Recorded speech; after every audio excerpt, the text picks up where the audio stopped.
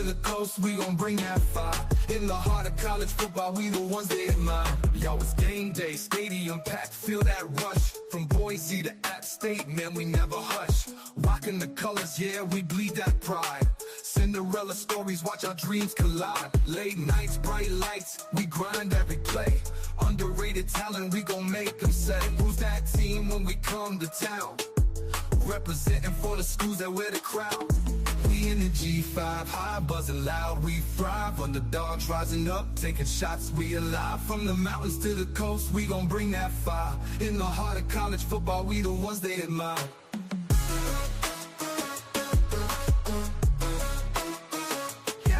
Yo, it's game day, stadium packed, feel that rush. From Boise to App State, man, we never hush. Rocking the colors, yeah, we bleed that pride.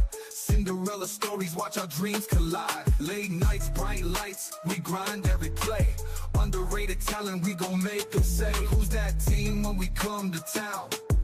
Representing for the schools that wear the crown. We in the G5, high buzzing loud, we thrive. Underdogs rising up, taking shots, we alive. From the mountains to the coast, we gon' bring that fire. In the heart of college football, we the ones they admire. We them ones they are. The ones they can't skip. Fighting for respect, it's a tough road ahead. But we pack that heart and we never dread. Late hits and big plays, we bring in the heat. Watch out for the G5, we can't be beat. From the MAC to the Sun Belt, we don't back down. In this football jungle, we wear the crown. All the doubters sleeping, but we making noise. In the G5 hive, we the realest boys. When the clock's ticking down, we the ones to believe. One play, one chance, we gon' make them achieve. From the sidelines to the end zone, hear that roar. In the G5 hive, we always wanting more. We in the G5 hive, buzzing loud, we thrive. Underdogs rising up, taking shots, we alive. From the mountains to the coast, we gon' bring that fire. In the heart of college football, we the ones they admire. So raise your flags high, let them wave in the air. In the G5 hive, we the squad that's rare. With heart and grit, we rewriting the script. In the world of college football, we the ones that can't skip. Yeah.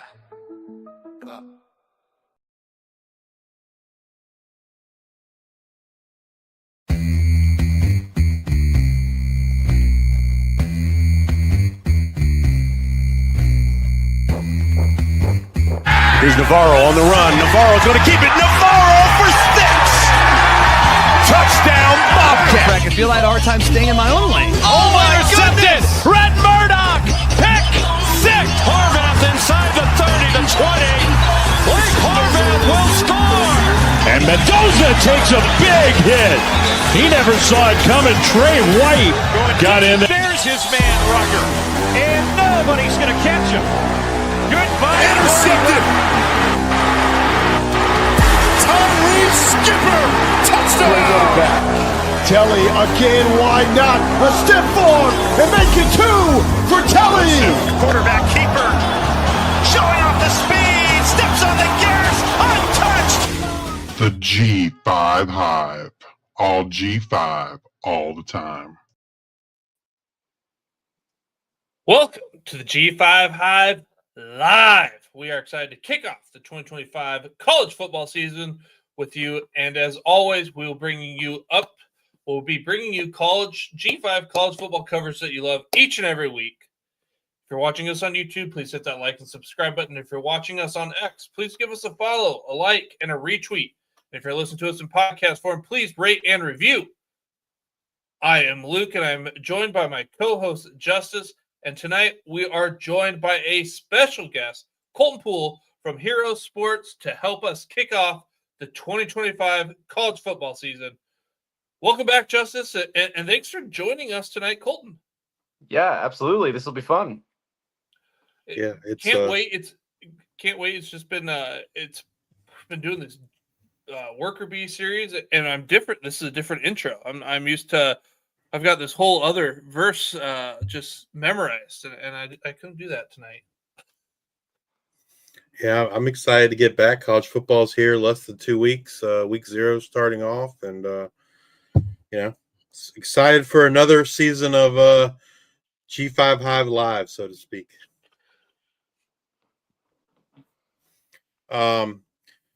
Colton, before we kind of jump into things, I want to kind of give you an opportunity to kind of tell our listeners a little bit about yourself and Hero Sports and what you guys do over there. Yeah. First of all, thanks for having me. Thanks for the opportunity to be on here. Yeah, I've been on Hero Sports. This will be season 3 for me now. Hero Sports has covered FCS football for a number of years. My colleague Sam Herder was kind of spearheading that. And then, a couple years ago, they wanted to expand into the group of 5. And then I kind of came into the equation. And now we sort of cover the sort of mid-major level of college football together. And yeah, it's certainly I guess a subset of college football that is super fun to watch and seems to be more and more swept under the rug, we'll say, by the bigger national spotlights. So I love doing this. I love covering these teams, and like I said, it's fun. It's fun football, So yeah, that's a little bit about me. Well, last offseason, you guys started a weekly G5 top 25 poll. Can you tell us a little bit about that? Yeah, so when we first started it, it was just us, just me and our crew of writers. That was a couple years ago, and then last year we decided to expand that out to. We had a beat writer from at least one team beat writer from every G5 conference, and a few nationally focused outlets as well. You guys included. And yeah, I think we've got at least 2 beat writers from every conference now, and a few other names kind of well known in the G5 space. And yeah, I think it's good to get all those sorts of perspectives and put them together, and it kind of gives you a glimpse of what the people who actually focus and actually watch these games, what they think of these teams. So yeah, I think it's good that we do that now, and some of the teams take notice as well. So yeah, and anything to get more attention onto these well-deserving teams. And we just submitted our preseason votes last week. So when can we expect the preseason poll to be out? Yeah, that's coming out Wednesday, I believe noon Eastern, and as well as our preseason All-American teams. We're releasing those at the same time. Awesome. You wanna give us any sneak peeks, maybe into a couple of your top picks, or maybe some that you think folks might not be expecting? Well, the team that at the top of my ballot is a team that everyone is probably going to be expecting, and that's a little team called Boise State. I don't know if you've heard of them. They're pretty stinking good at this football thing. I mean, the unfortunate part is not unfortunate, but when I was looking at it and considering who I was going to have at number 1 and who going into the season was going to be my favorite to, get that CFP spot, I wanted to be contrarian. I wanted to come up with some new take, some new up and coming team. But you look at that roster, and I know Ashton Genty's gone, but man, they are still loaded.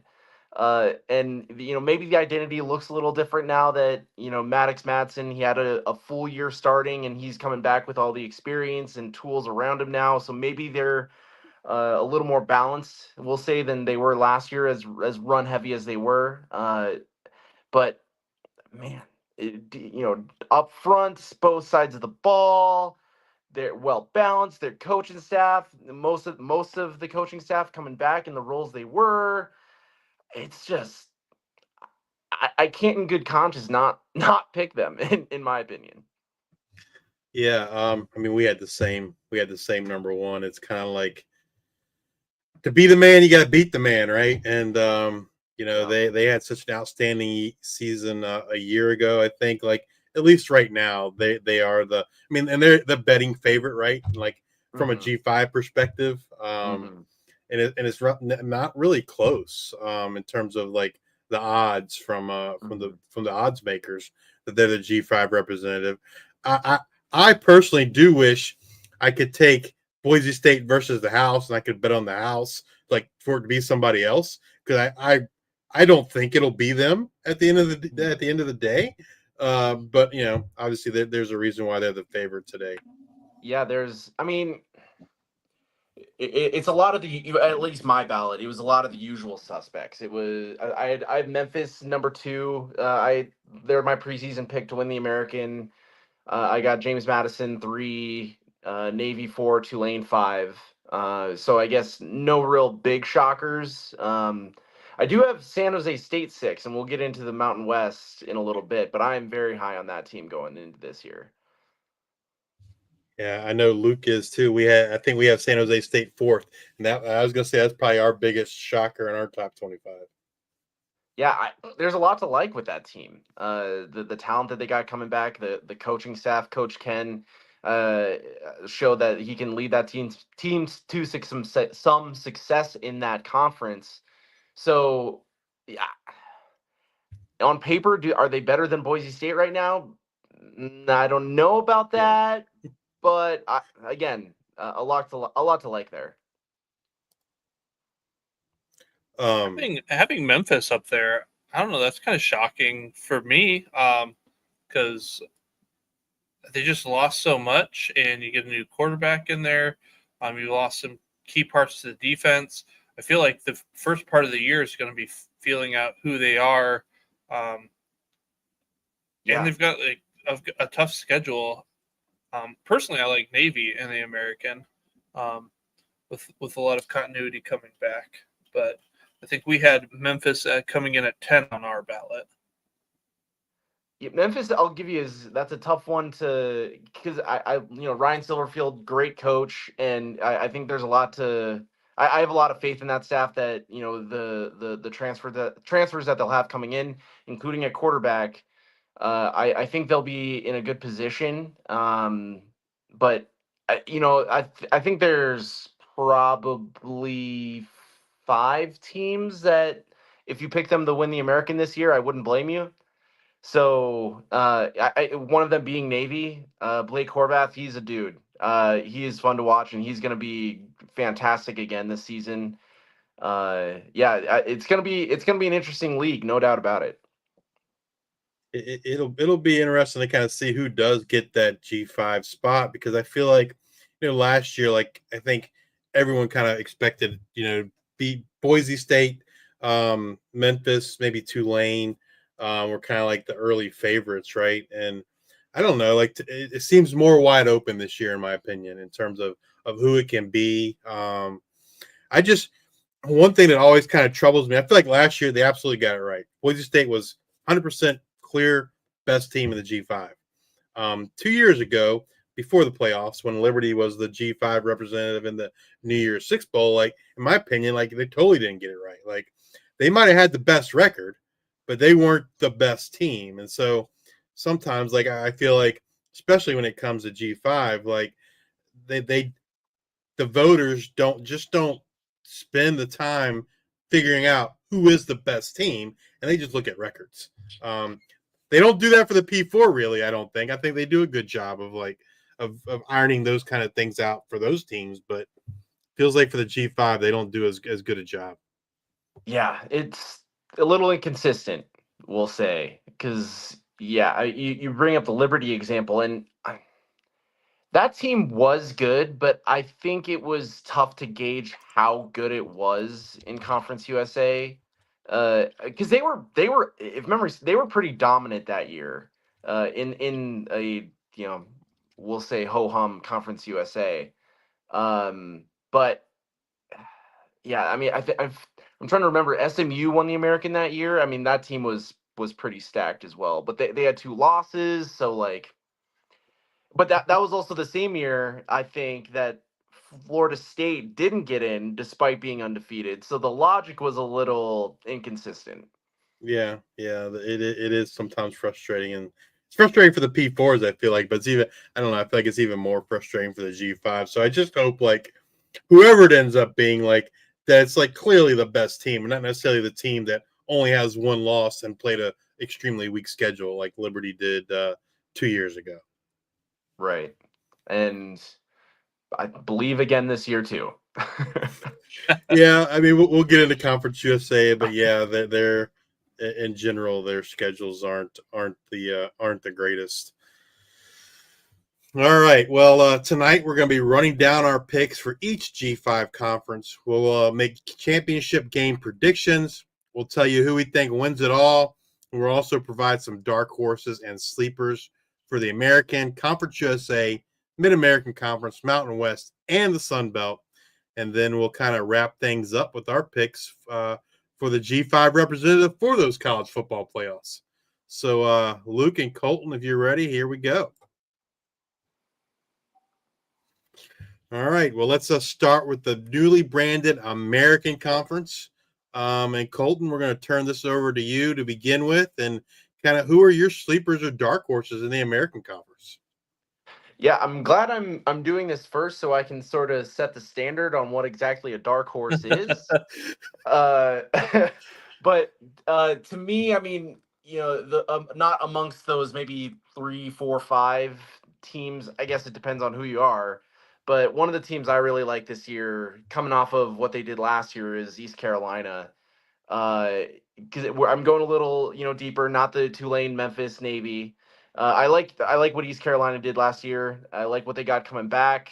The momentum that they had last season after letting MACtion go. I don't know if they're going to win the conference, but if we had to pick outside of those top guys, that's my team. Yeah, I mean, I like them offensively. I think the big question mark, and it's a big question mark for so many teams on the American, is the defensive side of the ball. Like there's so many great offenses in this conference. It's going to come down, in my opinion, to who can play defense. Yeah, absolutely. Yeah, and but there's still pieces on that team though. That offense, I think there's enough firepower there to compete with some of the best American teams. You got Caden Hauser coming back. You got Anthony Smith at receiver. You got some dudes on that team. But yeah, there's certainly some question marks on the other side of the ball. You're not wrong about that.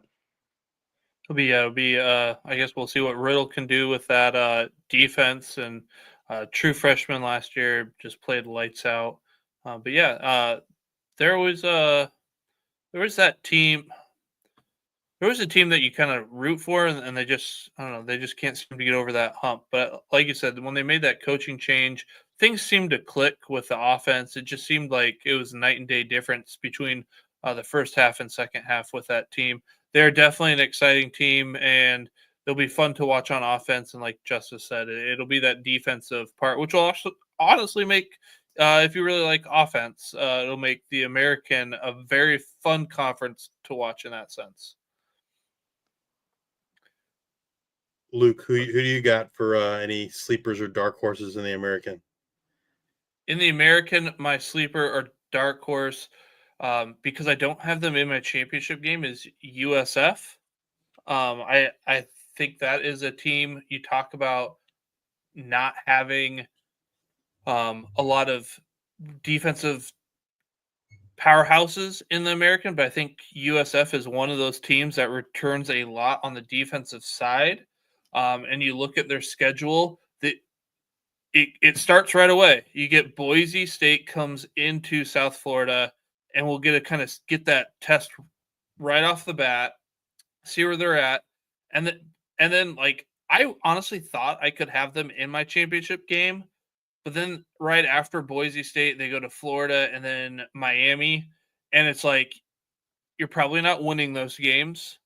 Maybe you are. I mean, they took Alabama, to the brink a couple years ago, But like, can you just get out of those 2 games healthy?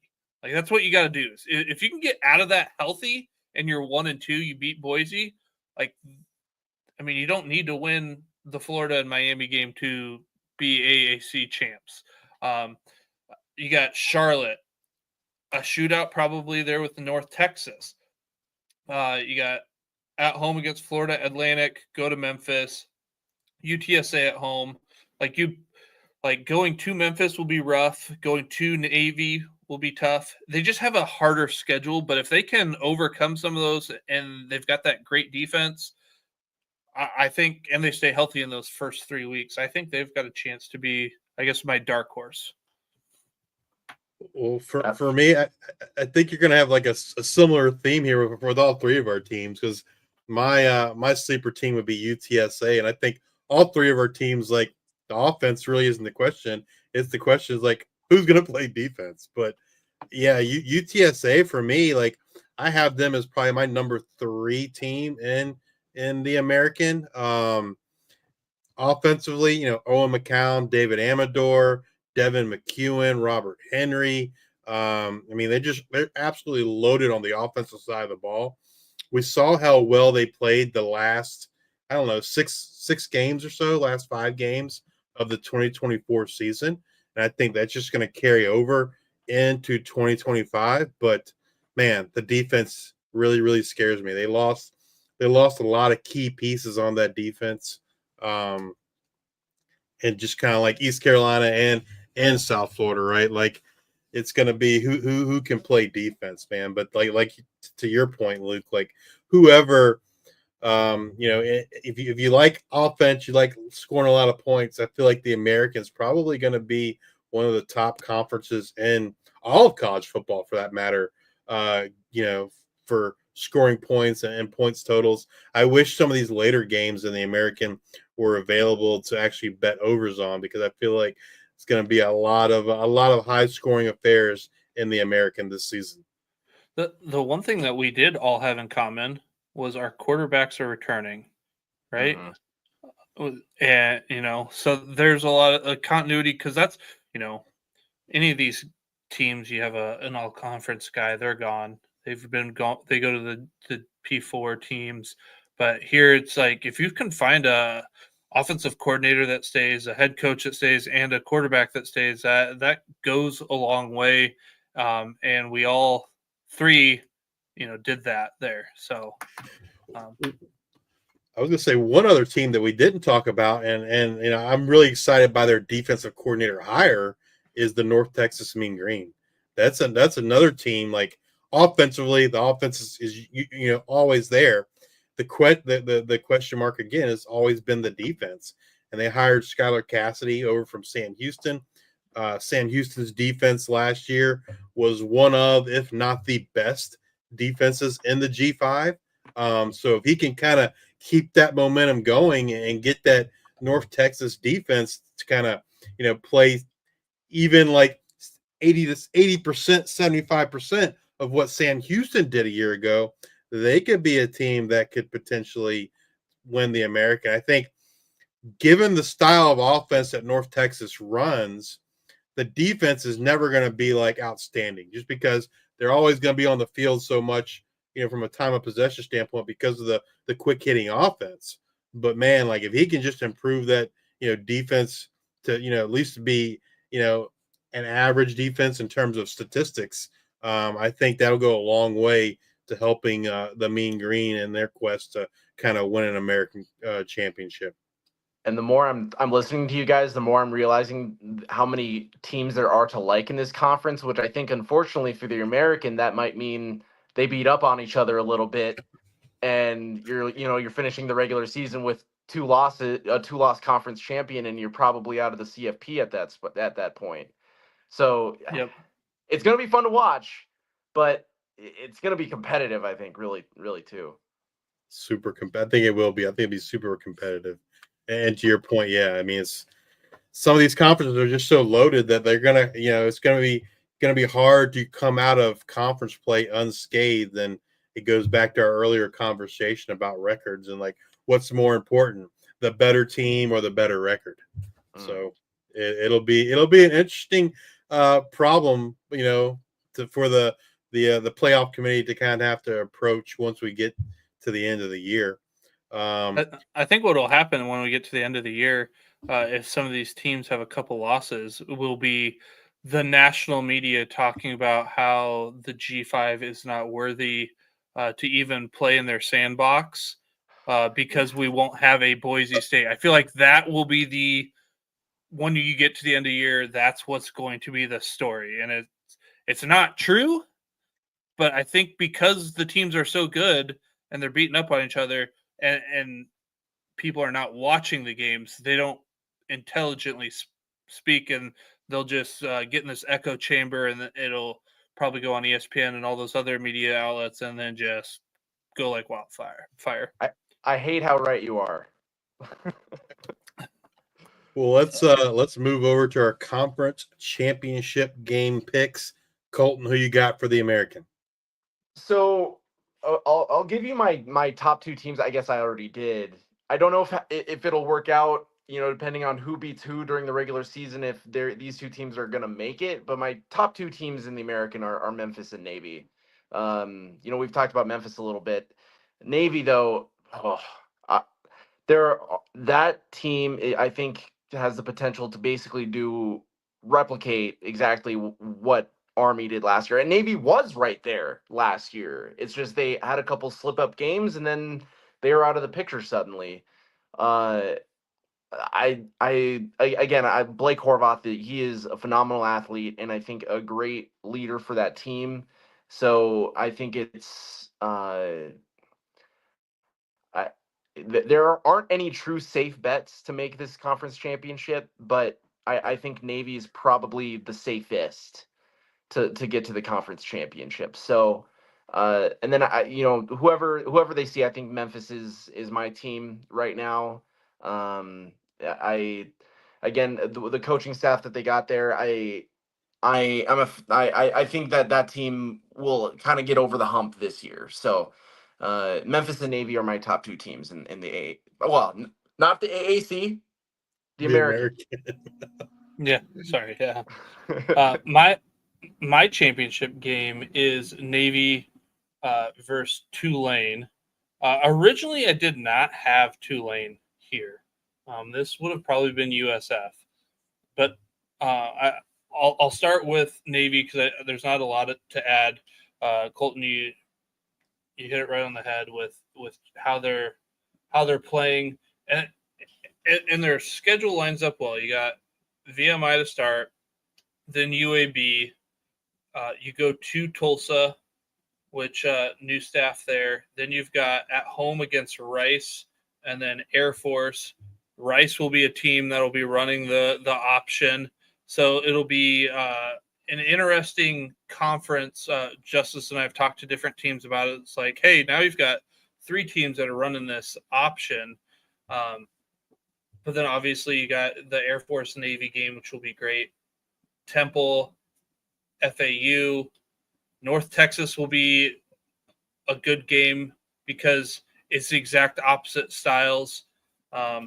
And the hang up here for me is you get Notre Dame so late in the season. If that's your only loss, you got South Florida. You got some good teams, and then obviously end with Army. But I want to talk about Tulane a little bit because they were a team that I wasn't that high on, honestly. But getting Jake Retzlaff changes everything. I feel like they were really still trying to figure out who their quarterback was going to be. And when you lose Darian Mensah, who's your QB3 heading into fall camp, and then he just, runs away with it there and performs pretty well, then gets plucked to go to Duke. Looking at their schedule, just having Retzlaff as a quarterback, I think just is everything that Tulane needed. Obviously, the fun game that I've got marked on my schedule is Duke comes to Tulane. Obviously, that'll be it'll be week 3, I believe. That'll be a hostile game. But one of your Power 4 teams that you're playing, you got Northwestern, Duke, and Ole Miss. Again, if you can stay healthy in those games, doing pretty good, but you got Memphis, East Carolina, South Alabama is kind of like your toughest games throughout the rest of the season. I think Tulane ends up showing up to the conference championship game. It's a good pick. That's a brutal non-con. That is a brutal non-con. Yeah. My picks aren't any different than Luke's, and reasoning very much the same. I will add this though, both Navy and Tulane, in my opinion, are the top two defenses in the American Conference, right?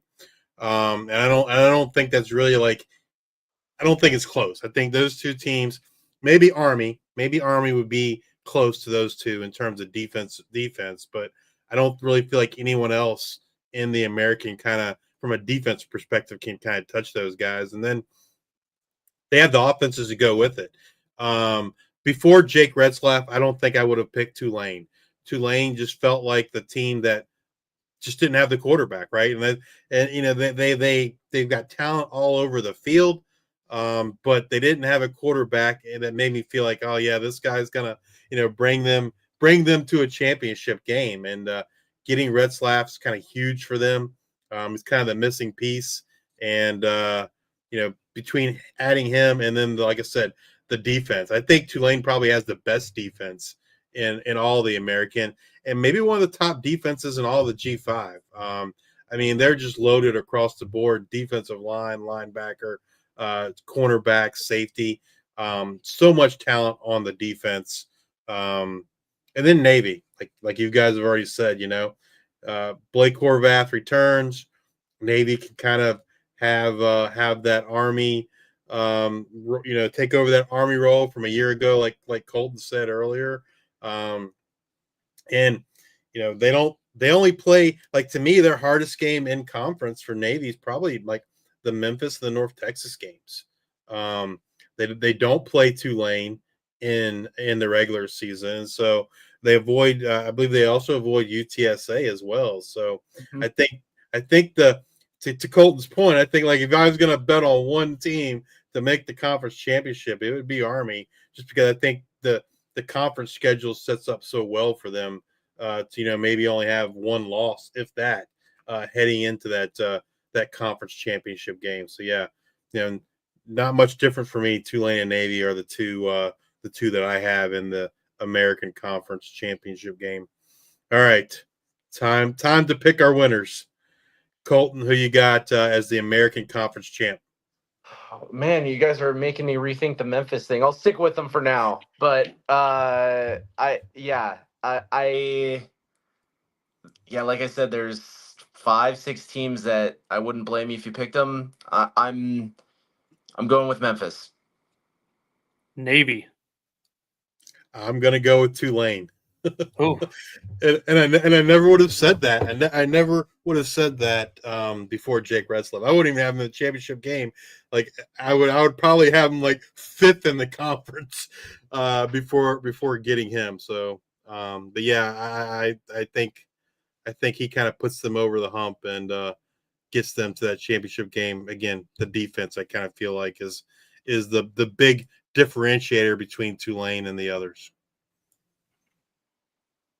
All right, let's move on over to Conference USA. Let's go through the dark horses and sleepers. I'll go first on this one. I'm going to go MTSU. I'm going to take Middle Tennessee in this one as my dark horse. Looking at their schedule, you get Austin Peay. You've got Wisconsin. Fickle might be on the hot seat there. I don't know if I anticipate them winning that game, but when you look at the Power 4 schools that they play, it's just Wisconsin. Go to Nevada, a whole new Marshall team. You got Kennesaw State, who struggled last year. You get 2 new teams to CUSA in Missouri State and Delaware.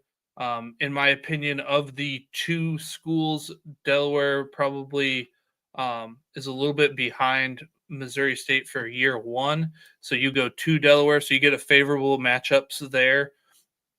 Jacksonville State, new team.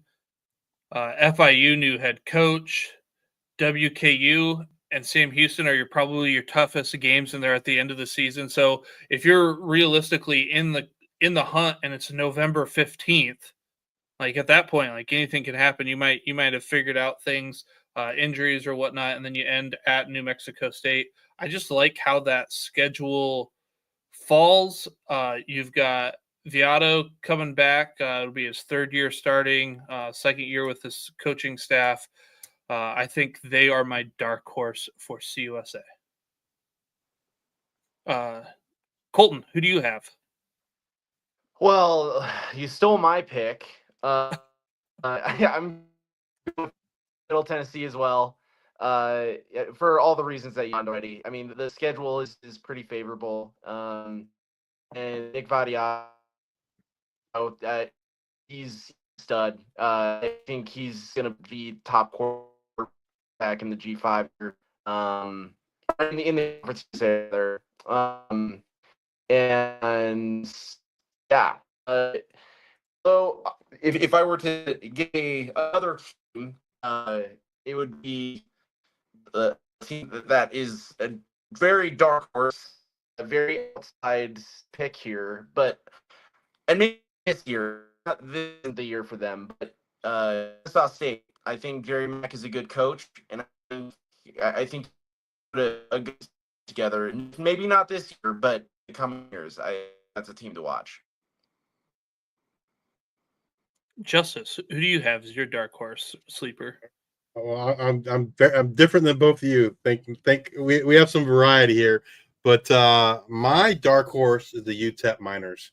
I think Scotty Walden is a really good coach, high energy guy, and I think the conference schedule, kind of sets up for them to be able to be that dark horse. They don't play Western Kentucky in the regular season. They do play Liberty, but they get Liberty at home. That their non-conference schedule is somewhat hard. You play at Texas, right? But they have Utah State, UL Monroe, and UT Martin. I mean, I feel like they can come out of there with 2 or 3 wins, and then you jump into the conference schedule with Louisiana Tech at home, Liberty at home, at Sam Houston, at Kennesaw, home against Jacksonville, at Missouri State, home against New Mexico State, and then at Delaware. I just feel like, in year 2, Scotty Walden's going to have the Miners. They're going to, last year it seemed like they just could never really get over the hump. Like they were always competitive in the games, but they just could never win. And that reminds me a lot of Sam Houston from 2023, where, Sam Houston, I think, might have been the last, FBS team to get a win. Yeah, to actually get a win. And so, but it was the same kind of MO. They were in every single game. They were there till the end. They just never could get over that hump. And I feel like kind of UTEP was that way last year. And so they're kind of like my dark horse, I think, to make it to the Conference USA Championship game, avoiding, I don't think I'm letting the cat out of the bag here, but I think there's a clear top 2 teams in this league, and I have no doubt that all 3 of us are going to have the same 2 teams in the championship game, but they avoid one of those teams in the regular season, not having to play Western Kentucky. So for that reason, UTEP's kind of my dark horse. All right, let's move over to the Conference USA Championship games. I have, maybe people won't believe it, I have Liberty versus Western Kentucky. That's my championship game. When you look at Liberty, obviously, they just have a pretty easy schedule. You got Maine at Jacksonville State, at Bowling Green. It's got a new team, new coach. Their tough game would be at home against James Madison and at Old Dominion. I think those are like 2 make or break games. Then at UTEP, but then they have a pretty light end of the year where you have New Mexico State, Delaware, Missouri State, both at home. Go to FIU, La Tech, and then finish at home against Kennesaw State. You've got kind of like 2 you've got 3 games to kind of prepare for that James Madison game in Old Dominion, and I feel like that's their make or break part of their schedule. While Western Kentucky, they actually have a lot of turnover on the defense. I think that was the hard part of me picking Western Kentucky, but I think they brought in a lot of good talent there. The one that's, I think we'll know right away. They get Sam Houston at home week 0. That'll be a huge game right off the bat. I definitely don't like those games being in week 0, conference games. Just doesn't make a lot of sense for me. But when you look at the rest of their schedule, they go to Toledo. I think they're just going to be kind of like battle tested in a sense, and they get those teams early. So like Sam Houston, new head coach. Obviously, you've got Hunter Watson coming back, but they're changing the offense. So if you're going to make a stand, it's going to be early in the season. That's when you want these teams, when they're trying to figure out who they are. And then at the end of the year, you've got LSU as their tough game out of conference, but obviously doesn't really matter a whole bunch when it comes to a championship. Colton, who do you got? Yeah, great minds think alike, right? Western Kentucky, Liberty. Two, coaching staffs that have been there for a bit now, two proven coaching staffs, two teams that both have some talent coming back, a ton of talent coming in, and yeah, I think it's almost by I don't say process elimination, but those two just stand out above the rest in the rest of the league. There's certainly teams that could be in the mix and will be in the mix, but as of right now, as we sit here in August, it's just tough. It's just tough to not pick those two. But I like your point, Luke, about Western Kentucky, Houston. I think there's both of those teams are going to have something to prove right off the bat. If Western Kentucky is going to be a real Conference USA contender, then they've got to take care of business against Sam Houston. And if Sam Houston, if they want to be back in the mix, even with Phil Longo now still as coach, if they want to be contending for a conference title, then they've got to be at least competitive in that game and prove that they're a team to watch as well. So, but all to say, it's Western Kentucky for me. Justice? Shocker. Western Kentucky against Liberty. Going New Mexico State versus FIU. Book it. The one thing I will add, which I think makes it even more difficult for any of our sleepers to make it to the championship game, is that Western Kentucky and Liberty do not play each other in the regular season. And so I think, I just don't know who else is going to beat either of those teams in conference. I feel like if they played each other, then one of them's going to have one loss, and so maybe someone else can sneak in there.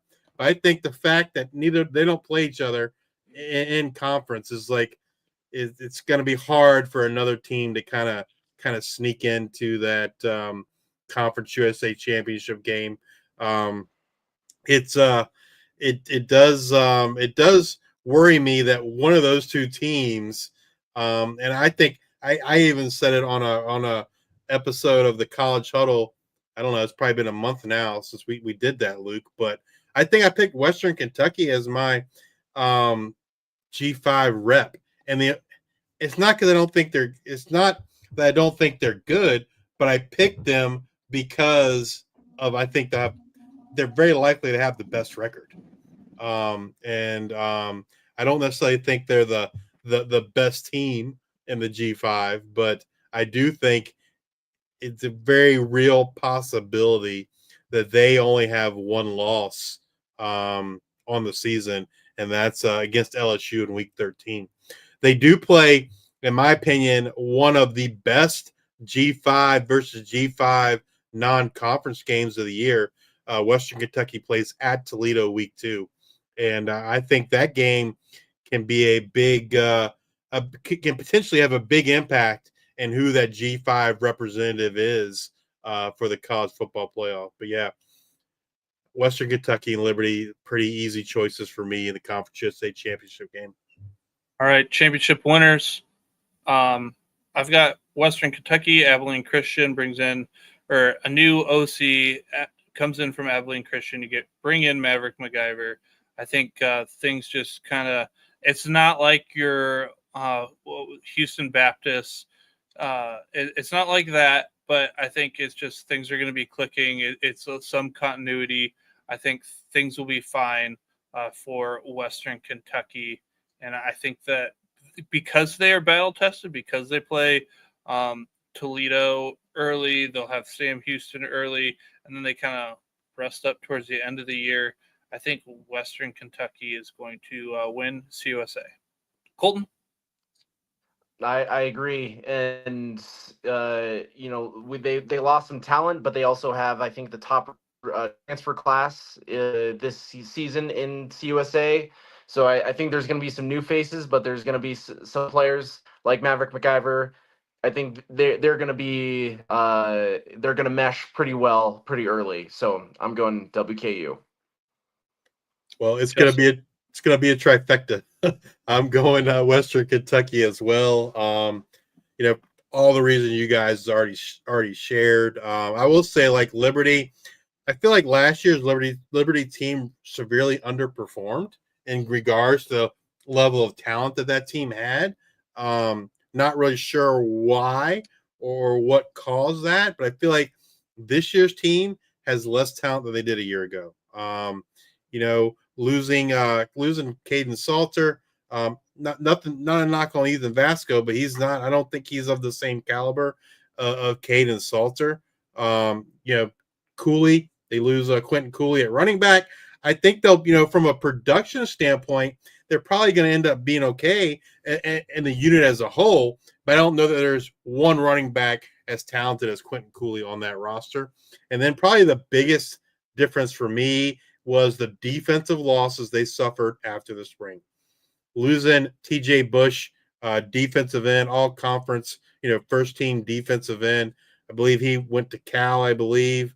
They also lost defensive tackle Chris Bodie.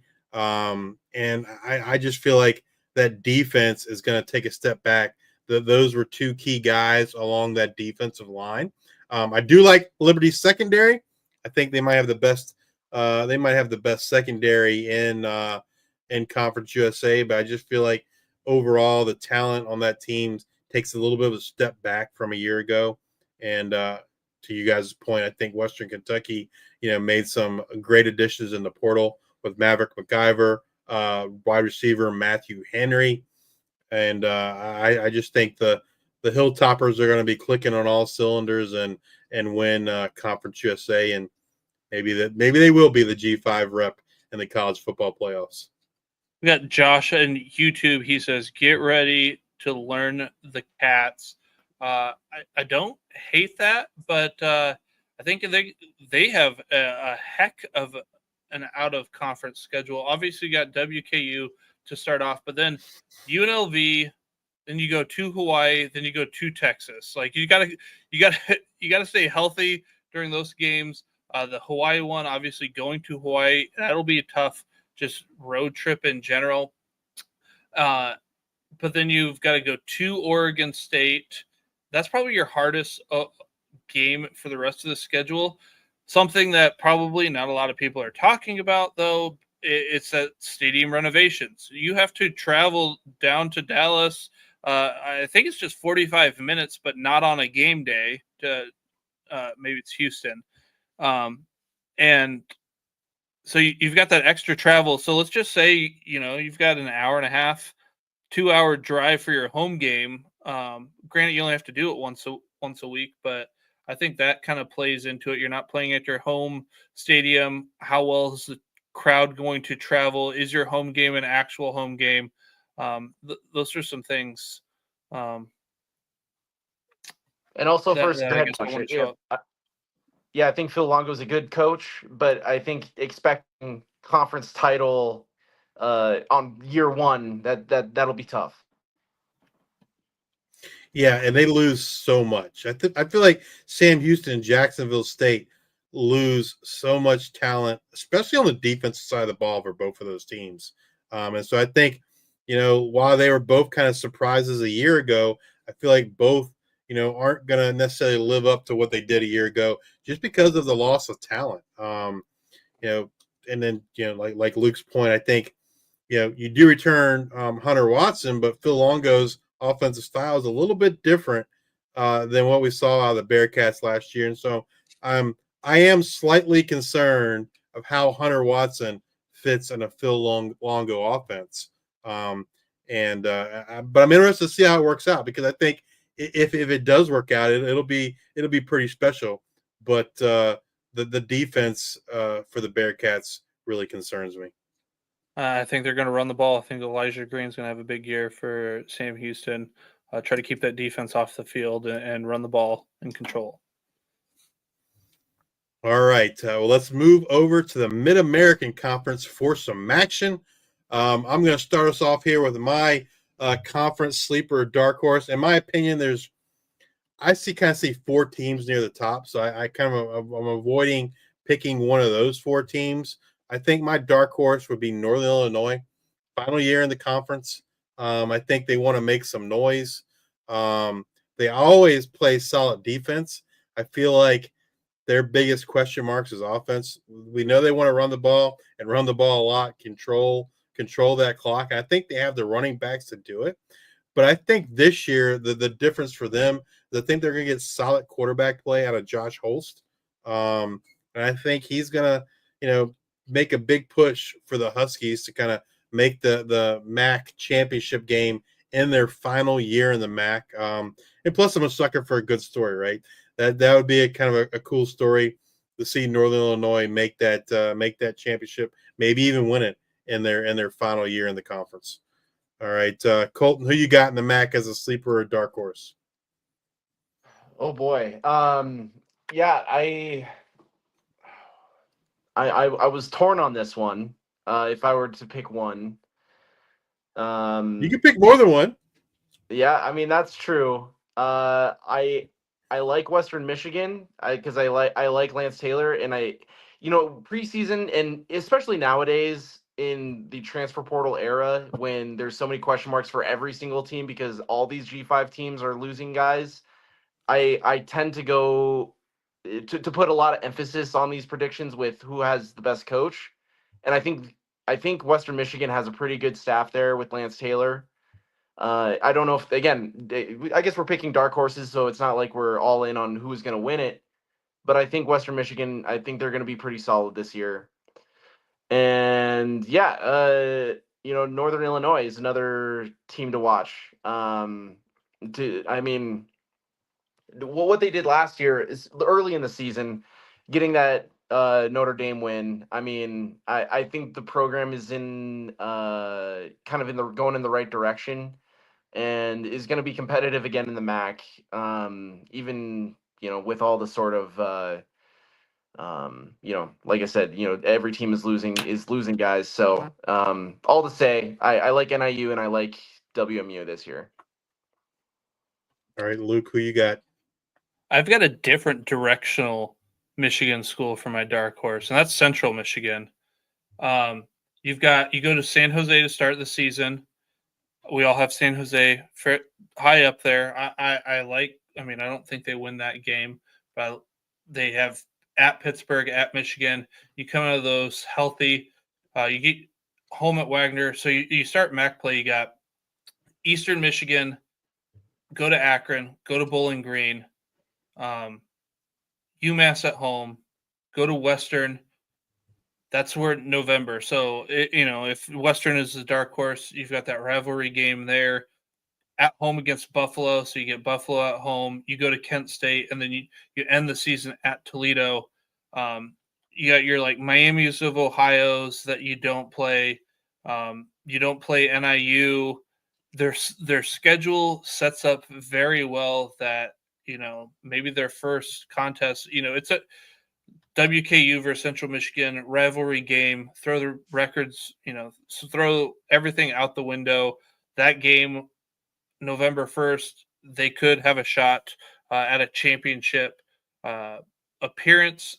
I think Central Michigan, plus you get Coach Drinkall comes in with a Army discipline. I think that they're going to be a well-coached team. You also bring in, I'm trying to forget, I forget the offensive coordinator's name, but you bring in two of them. You get one from Eastern Washington, while the other one comes in from Grandview there in Des Moines, Iowa. And they're drastically different styles. One's pass heavy, one can run the ball. So I think they've, depending on how the season goes, if they get thrown a curveball with injuries or whatnot, I think they can adapt well. Central Michigan is my dark horse. All right. I feel like, one thing like the MAC doesn't really get a lot of credit for is like the out of conference schedule. I feel like as a whole, the MAC teams play by far the hardest out of conference schedule. Now, I think part of that is necessity, right? They need that money in those bye games. But man, like it just like from top to bottom, the MAC generally plays like a brutal out of conference schedule. And so it's almost like whoever can come out of that out of conference schedule the most healthy probably kind of has a leg up in the Mid-American Conference. I think part of that too is you're kind of in Big Ten country. So like, okay, you're close to an Ohio State, you're close to a Michigan, you're close to these schools. I think that helps. All right, let's move over to our MAC championship game picks. And this, for me, this is probably the hardest conference to pick because I feel like, like there's 4 teams I really, really like. But I can only, and 3 that I like, to me are so close to each other, but only being able to pick 2. I think I am going to go with Toledo and Ohio. The other 2 teams that are very close for me are Buffalo and Miami. But Ohio did it a year ago. Won the MAC championship. They returned Parker Navarro at quarterback. They get Sight Bangura back at running back. He had a 1-year layover there at Minnesota. He returns to the Bobcats. I think offensively they're going to be, one of the best teams in the MAC. They play a brutal out-of-conference schedule, though. Brutal. And, they play Rutgers, West Virginia, Ohio State. They have to come out of that healthy. When you look at their conference schedule, probably their toughest game is Week 11 against Miami. They do lose their head coach, Tim Albin, but Coach Smith, the offensive coordinator from a year ago, takes over. So I think I don't really think they're going to miss a beat there. They did lose some pieces on that defense, but I think they did a nice job on filling some of those voids in the transfer portal. And so I think I like Ohio to make it back to the conference championship game, and then Toledo. Man, Toledo to me always feels like the most talented team in the MAC, but they were a team that Jason Candle can never seem to kind of get them over the hump. And I hope this is the year they can do it.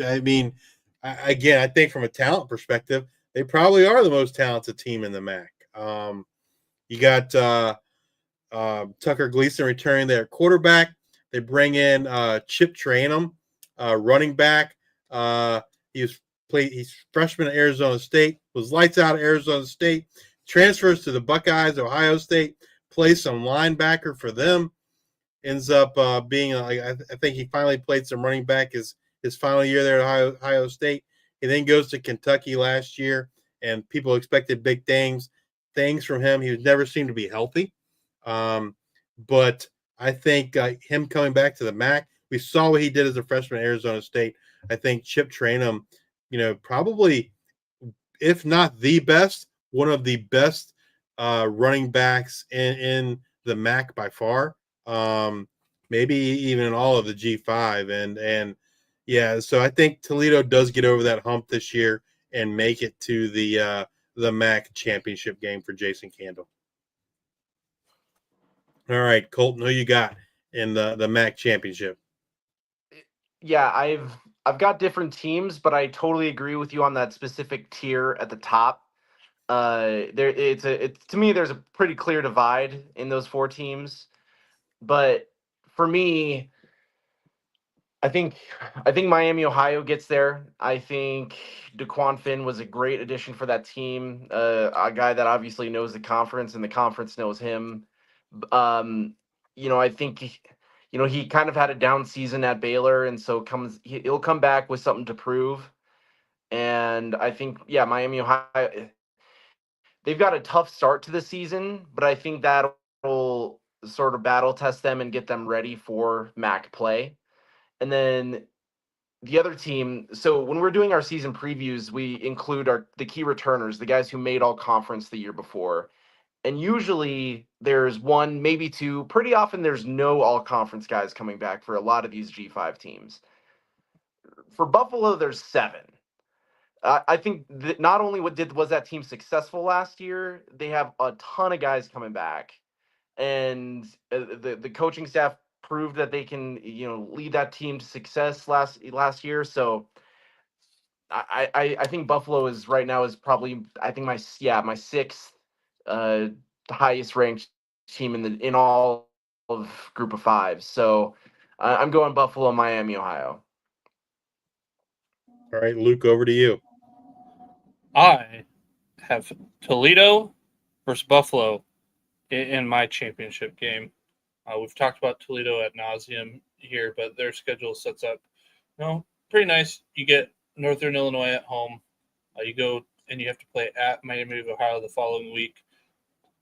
I think it'll be that key swing will be they go to Washington State and then they get home against Northern Illinois. It's like that 3-game stretch will be huge. Do they have a letdown or not? And then Buffalo, kind of what Colton's talking about. All those guys returning. The only big out-of-conference game that, you just want to make sure you don't get hurt in is Minnesota. And I think that's a sneaky game that they might be able to win. You've got friend of the podcast, L.J. Henderson, Red Murdoch, leading the charge there for the Bulls. But you got Kent State, Eastern Michigan, UMass, Akron, Bowling Green, Central Michigan, Miami of Ohio, and Ohio. I feel like they control their own destiny, and it gets, if they're able to beat Central Michigan their last 2 games of the season, you control it. You're at home for both games. I gotta go Buffalo and Toledo. All right, time to pick our winners. For me, the Mid-American Conference champion. And this pick makes me really nervous. And I'd probably put my confidence level at a 55% in this pick between my 2 championship teams in Toledo and Ohio. I'm gonna pick the Toledo Rockets. And I'll tell you why I'm there. What makes me nervous about that team? And that's the quarterback play. Tucker Gleason last year had some games, man, where he just wasn't good. And I feel like, if you look at, Ohio, they got Parker Navarro. You look at Miami, they got DeQuan Finn. And so, both of those quarterbacks are proven winners in the MAC. And so, I think for Toledo to win, Tucker Gleason kind of has to take that next step and show he kind of has that championship mentality, if you will. I do think Toledo has the most talent. The quarterback position does make me nervous, but I am if I have to make a pick today, I am going to pick the Toledo Rockets as my Mid-American Conference champion. Who you got, Colton? So, normally with college football, I give sort of tiebreakers to who has the best quarterback at the end of the day, really, and but if you're going old school mentality, it's not necessarily who has the best quarterback. It's who has the best defense, who has the best all around roster. And the MAC to me is an old school conference. So I'm going Buffalo. I think the while you may have some questions at who exactly is going to how are they going to look at quarterback compared to the others? You got some more proven signal callers. Buffalo, to me, top to bottom, best roster in the MAC. I'm going with the Bulls. All right, Luke. I'm going with Toledo. I think that they get over the hump and go this year. You talked about quarterback play, Colton. That's one thing that I really like about Central Michigan. When you look at teams with what their quarterback 2 looks like, Jaden Glasser, outstanding freshman last year, played well. Definitely more of a running quarterback. But if there is a hiccup, like they've got a functional, a good backup quarterback. And talk about Buffalo. That was quarterback play is what kind of kept me away. Roberson there, I would assume is going to be the starter. Hasn't had a lot of success outside. And they're going to lean on Alge in that defense, but just getting hit in the Midwest in the winter is a little bit different. Toledo, I just feel just has the depth. So Toledo are my champions.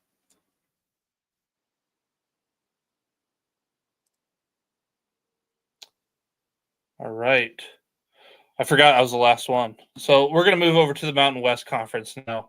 Colton, we're going to start off with you. Who are your sleepers and dark horses? Well, if we're talking about Mountain West, Boise State, all right, let's move on. Move on. No. Yeah, I guess at this point, does San Jose State even count as a dark horse? Well, I think to the national media it does, because I think they would tell you it's UNLV and Boise State and forget everybody else. Right. Yeah. So I guess I'll take this time to again talk about the Spartans. Yeah, great roster, great coaching staff, and I think there's a lot of things going that way the Spartans' way. So, yeah, and they were close in other games that they didn't win last year too. So I think there's evidence to say that they're going to take that leap. And other than if it weren't for another specific team in that league, San Jose State would be my pick to win it. My sleeper dark horse, similar to you, Colton. I didn't know if I should count San Jose State because while I think other people don't know about them, I'm like, I feel pretty confident in them. Like, so it's like, are they a dark horse? I think they are. Biggest out of conference game you've got at Texas, but if Central Michigan proves to be a dark horse in the MAC, that game looks huge later on in the season. You play at Stanford. Not a great team, so I think that's a P4 win that you can get. New Mexico, new team. You got Idaho, Wyoming. Weird things happen in Laramie, so that one will be a tough game. But then at Utah State, you're talking about football, right? I'm just kidding. And I think the fun one, the one that I got my calendar marked for, is November 1st. Hawaii comes to San Jose State. Whatever that over under is, I'm gonna bet the over. But San Jose's defense is pretty good. But my other dark horse, I'm like, I don't know if that one counts, is Hawaii. You got week 0, Stanford comes in. I think there's a chance that Hawaii wins that. Sam Houston, Arizona, I think there's a chance that Hawaii scores enough points to beat Arizona. And it's just, does Timmy Chang get this offense going? How far will Michael Alhada take them? The Hawaii Rainbow Warriors are another dark horse for me. At the very least, that Hawaii team is going to be so fun to watch. No doubt about it. Absolutely. Can't go to sleep. At least I live here in Iowa Central Time Zone. I can't go to sleep until about 2 a.m. Watching them. Justice, who do you got? Well, you guys kind of took both of mine with San Jose State and Hawaii. I'll just add this, and I'll have another team I'll add, but San Jose State, I think if you were to ask me today, name a G5 coach that gets poached next year, and that's Coach Ken at San Jose State. I think he is going to be a hot name in P4 coaching vacancies in 2026. Hawaii, yeah, I mean, I feel like if Timmy Chang can't get his run and shoot offense back with Micah Alejado at quarterback, then it's not happening. Like, I'm just so like I feel like I am the biggest fanboy of Micah Alejado. I just think he is going to be lights out this year. They have so much talent at receiver between Nick Cynical, Pofeli Ashlock, Jackson Harris, Brandon White. Man, like I just like at the end of the day, like if you told me, Hawaii has 3 1,000-yard receivers or 4 receivers with 650 more yards, more, I would say I'd yeah, absolutely. Like I just think they're so talented on offense. I think the defense has talent as well. I think a lot of folks when they look at Hawaii's defense, much to like my point with North Texas, is because of that offense, that defense is never going to quote look great because they're on the field so much. But Luke's talked about it. We've talked about it a lot last offseason. What they were able to do in the first half against Ashton Genty and Boise State shows how good that defense can be for Hawaii. And so I think, with Mike Alejado at quarterback, I just feel like, this is going to be a great opportunity for, Timmy Chang and Hawaii to get back some of that run and shoot glory from the Timmy Chang days, from the Colt Brennan days, those high flying offenses that we've come to know and love from Hawaii. But since you guys already picked those two, I'm going to go with Wyoming. I just feel like, they had a horrible, horrible season a year ago. And I think that has prepared this team to win some games, do some damage here in the Mountain West in 2025. I think Caden Anderson is a more than capable quarterback. And I think that defense is going to be, the defense in Wyoming is always one of the best, right? And again, last year against Boise State, right? If Boise State, like Lucas said many times, if Boise State does not have Ashton Genty in that game, they might lose that game against Wyoming a year ago. And so, Wyoming would be the other, besides San Jose State, who would be my number one, and then Hawaii. Wyoming would kind of be another sleeper / dark horse team that people aren't thinking about just because they had such a poor 2024 season. All right, Colton, who are your Mountain West Conference Championship teams this year? Yeah, Boise State and San Jose State for me. I think, you look at the talent on those rosters. San Jose State, I think is like we've talked about them enough. Walker, you get great quarterback. I think coming back, I think he showed some potential, and he's going to make some huge strides this year. And on defense, if you're watching a San Jose State game, just take a moment to watch Jordan Pollard, because that kid is a stud. So they've got some great players on both sides of the ball, and I mean Boise State, like that team, man. I think they have a chance to be pretty close to what they were last year, even without Genty. So going those two. All right. My conference championship teams are San Jose State and Colorado State. I do not have Boise State in the championship game. Whoa! I think Colorado State, has a lot of good defense coming back.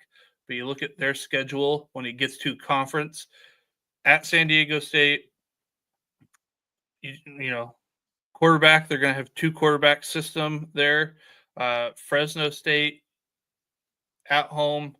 Then you got Hawaii at home. So what does Alejado and that team look like?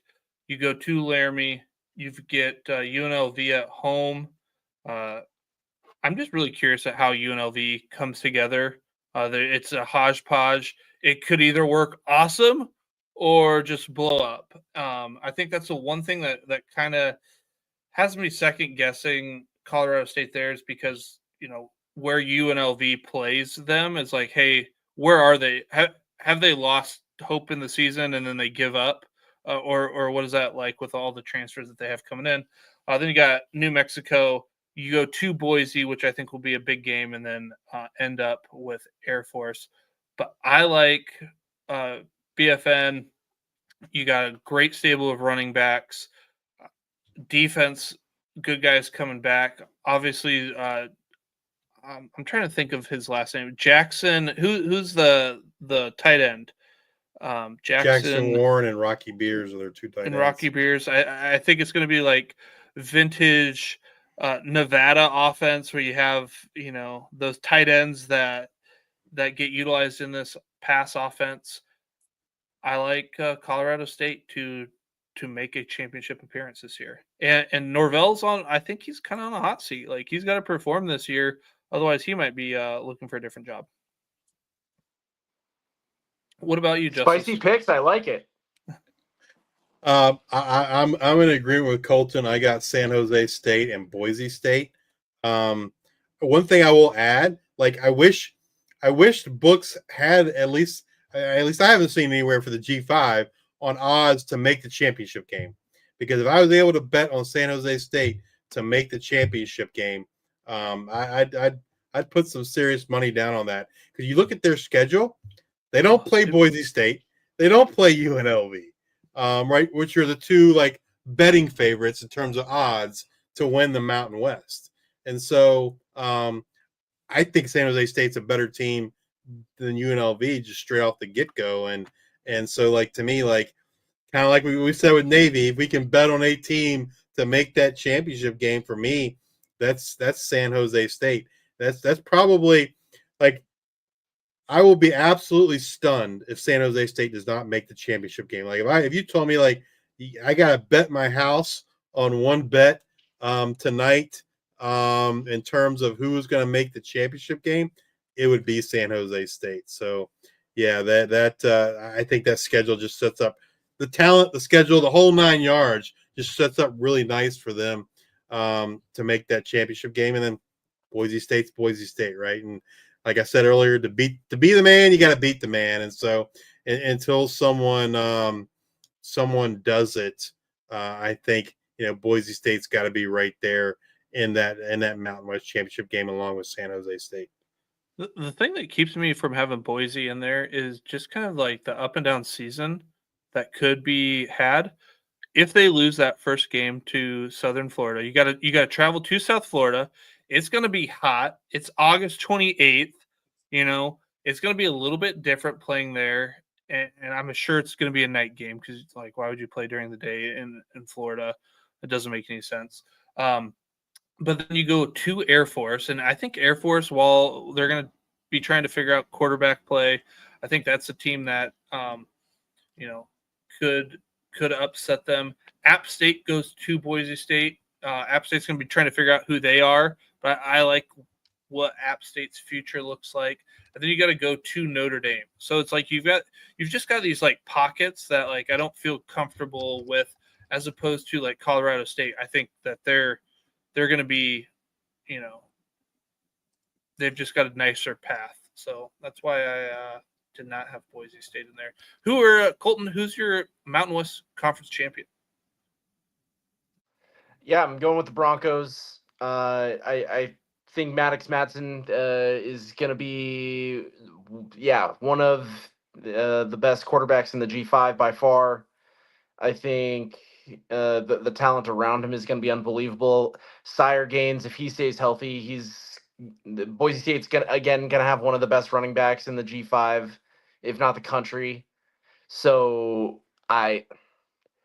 for me, the talent on that roster, it's just hard to move off of picking them for the Mountain West title.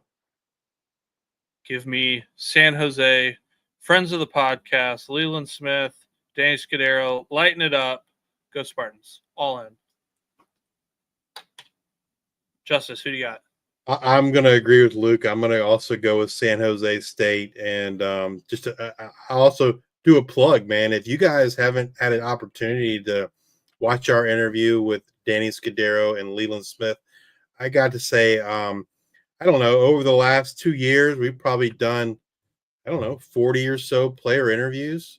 And I have to say, I walked away from those 2 interviews like so impressed. Probably 2 of the most impressive young men that I've gotten a chance to talk to. And so, definitely go check those out if you hadn't. But just kind of putting my money where my mouth is. I think, I said earlier that Coach Ken is going to be the hottest name for P4 coaching vacancies. And I think a big part of that's going to be because San Jose State wins the Mountain West in 2025. All right, we got one more conference to go, Colton, Luke. So let's move over to the Sun Belt Conference. We're going to start with myself with the Sun Belt sleepers, dark horses, if you will. And for me, I'm going to pick South Alabama. Now, and some people say, well, they're not really a dark horse. I don't think they were until the spring portal happened. They lose their starting quarterback, Giovanni Lopez. He's off to North Carolina after the spring. And so I think a lot of people probably wrote them off after that happened. And for that, I think Bishop Davenport is a more than capable quarterback. We saw him at times a year ago. We saw him in the bowl game.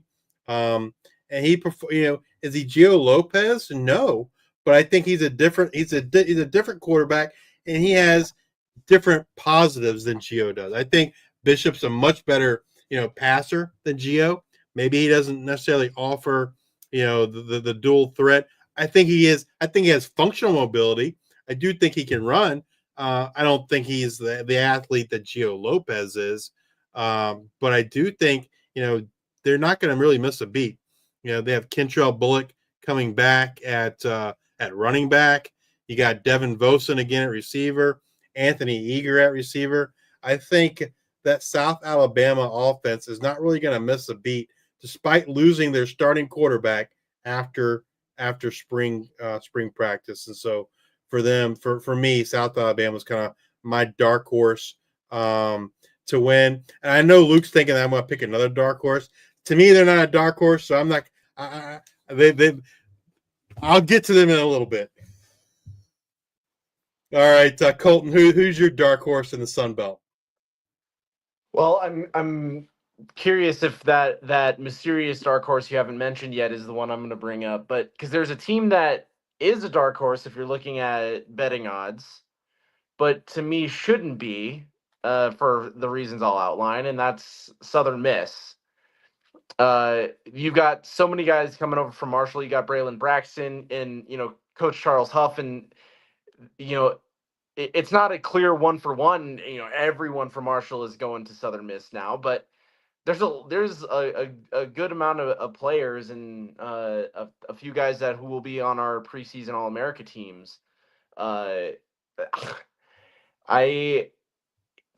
the talent they got on that roster now, I think they're a dark horse, if only because they've struggled the last few years. But this is a completely different team now.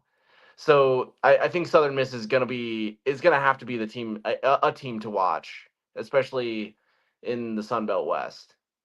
That's not the team that I'm thinking of that I was referring to, but that's an awesome pick. I agree. Like they basically they didn't bring over the whole team, but they brought a lot over that Marshall roster over.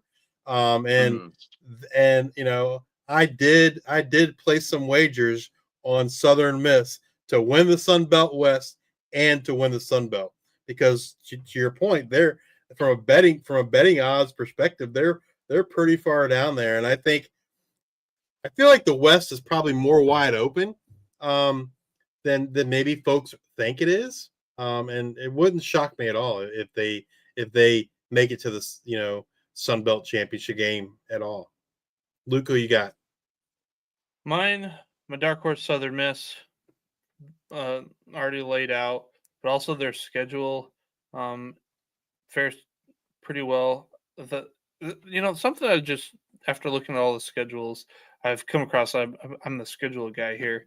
There's a lot of P4 teams going to visit G5 teams this year. You've got Iowa State goes to Arkansas State. You've got Mississippi State goes to Southern Miss. There's a lot of, but like out of all the teams that Southern Miss could play, like Mississippi State wasn't all that great last year. Mississippi State, their only game that they won last season was against Southeast Louisiana, I think. But every other game they got blown out. My other dark horse team is ODU. Bring back Colton Joseph. Probably going to have one of the best linebacking cores in all of college football, not just the G5. And I'm going to assume, Justice, that was the team that you were thinking about as your dark horse. Absolutely. Like, for me, they're not a dark horse, but I think for the general public, they 100% are a dark horse. Yes, that's the hard part. When you live in this world, it's like you think of a dark horse, and people are like, "Wow, that's a real dark horse," and you could have just said Boise State, and they'd be like, "Oh, not heard of Boise State." But yeah, so I would go Southern Miss for the reasons Colton laid out, and if I had to pick another one, ODU would be my pick. Yeah, I mean, I feel like gotta get past that James Madison game.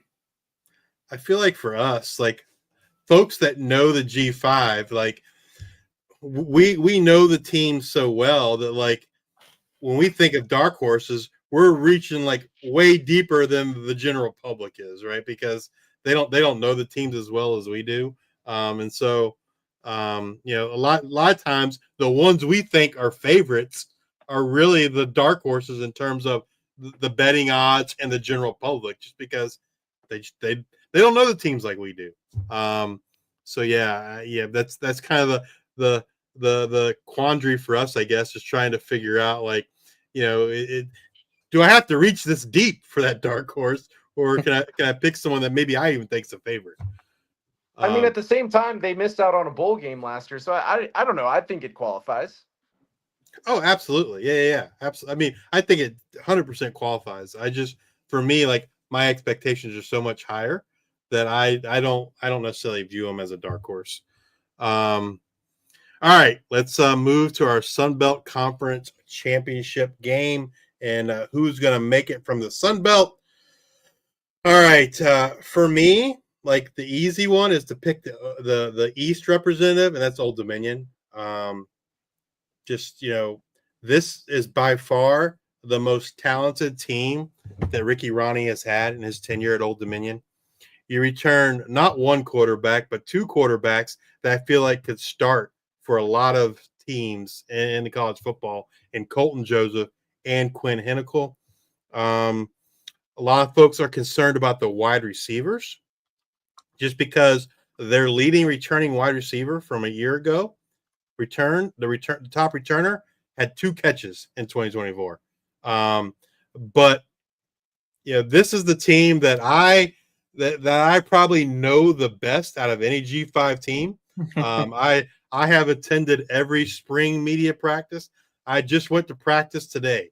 I've attended every fall media practice, and so I've got to see this team up close and personal.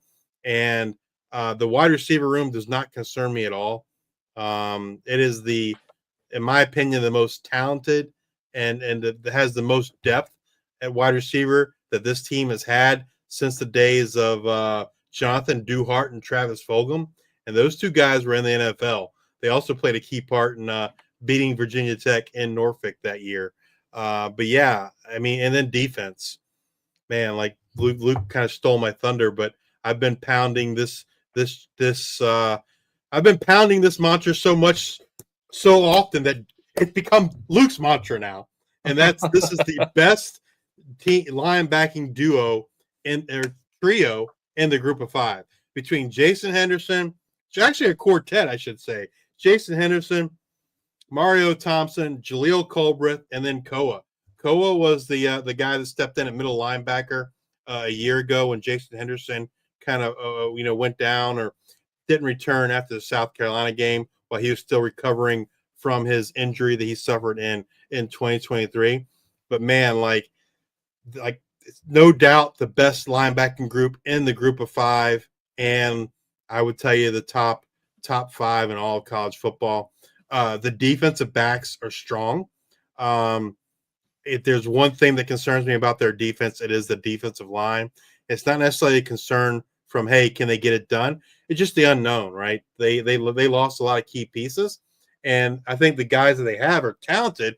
We just haven't seen it in a game setting. So that's my easy pick for me for the Sun Belt championship game. For me, the West is so hard to pick. I feel like there's, I don't know, 4 teams maybe that could win the West, but I'm gonna go with Arkansas State. I'm gonna go with them. They returned Jalen Rayner, Corey Rucker, one of the best wide receivers in all of the G5, all of college football. I think the defense is going to play better than they did a year ago. They get Javonte Mackey back. He was a freshman All-American in 2023 there at Arkansas State at linebacker. He transferred to Memphis.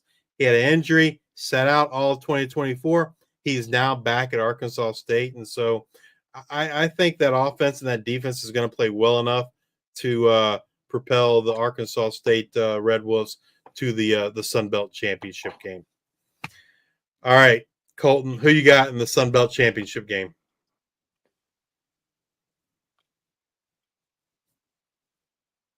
Oh, you cut out there. Am I up? Yep, you're up. Who you got in the Sun Belt Championship? Yeah, you made such a strong case for Old Dominion. I want to change my mind now too. Yeah, Sun Belt East. I'm gonna go, I guess, a little chalk pick here. James Madison.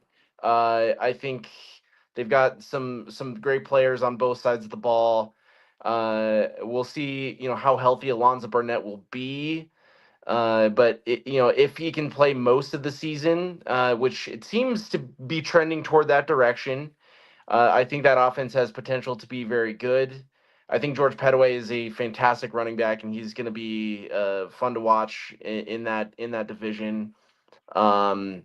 And then out of the West, to your point, there's probably 4 teams where I wouldn't blame you if you picked them. But I'm going to stick with Southern Miss for all the reasons I outlined earlier.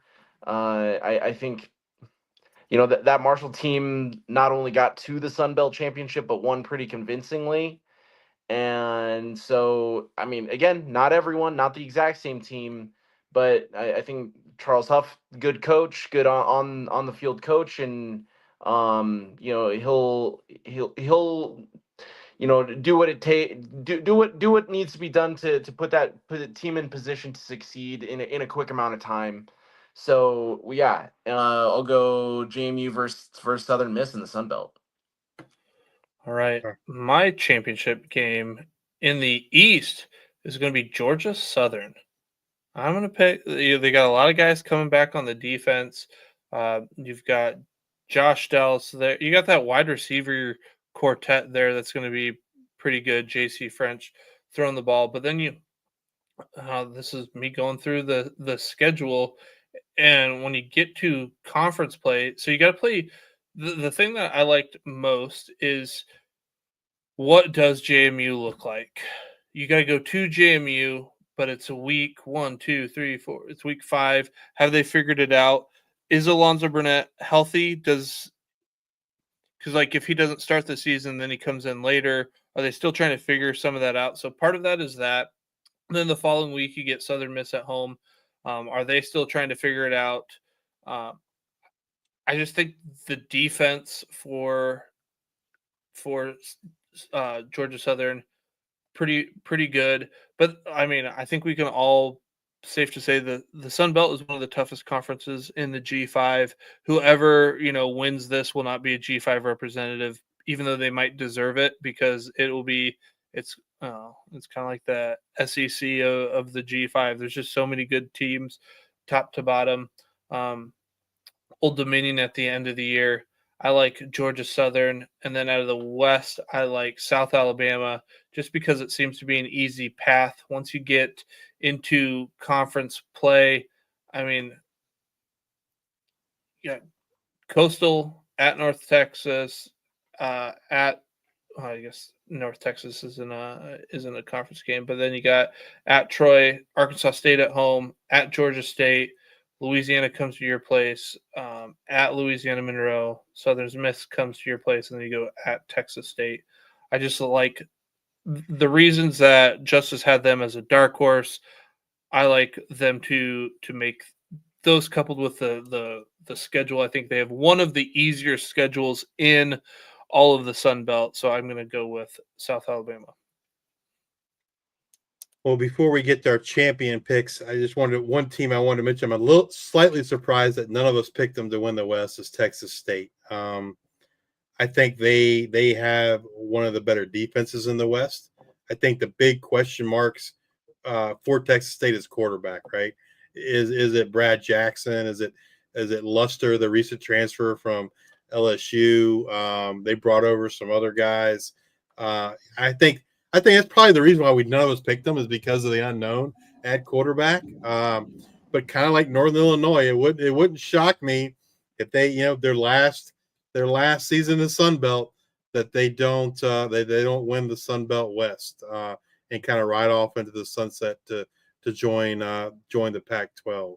But yeah, we'll see who wins that quarterback battle. And I mean, if that happens, it's like if NIU and Texas State both ride off with going to the championship game, then the Pac-12 looks like they're geniuses. Like, look at us, we picked like the best teams. So, all right, let's get to our Sun Belt Conference champions, and for me, it's Old Dominion. The one thing I will add that I did not talk about earlier is I think if ODU wins the Sun Belt, it's going to be because Colton Joseph has an amazing year. He has a John Mateer type season. John Mateer last year had an amazing year for Washington State, parlayed that into being the starting quarterback for Oklahoma and the SEC. And I think if Old Dominion has the type of year that I'm expecting, Colton Joseph is going to kind of do the same thing in 2025, have a John Mateer-like season, and who knows where that will lead him. But yeah, I think my pick is Old Dominion to win the Sun Belt. All right, Colton, who you got? John Mateer-like season. I like that. That he was a dude last year, so I like that. Yeah, I'm going with JMU. I think even though they had a few losses last year, all those games were pretty close. And I think second year under Bob Chesney, that program has been in position to compete for a Sun Belt title, and I think the stars align for the Dukes this year. So I'm going with JMU. I'm going to go with Georgia Southern. Again, not that difficult of a schedule, but I think they'll be battle tested. You got Old Dominion, Southern Miss, James Madison. You got some good competition in there. Give me Georgia Southern this year. I probably feel the least confident out of the Sun Belt as to who would be the champion. That's to your point, like that. And I would tell you, I think the Sun Belt is by far the best G5 conference, top to bottom.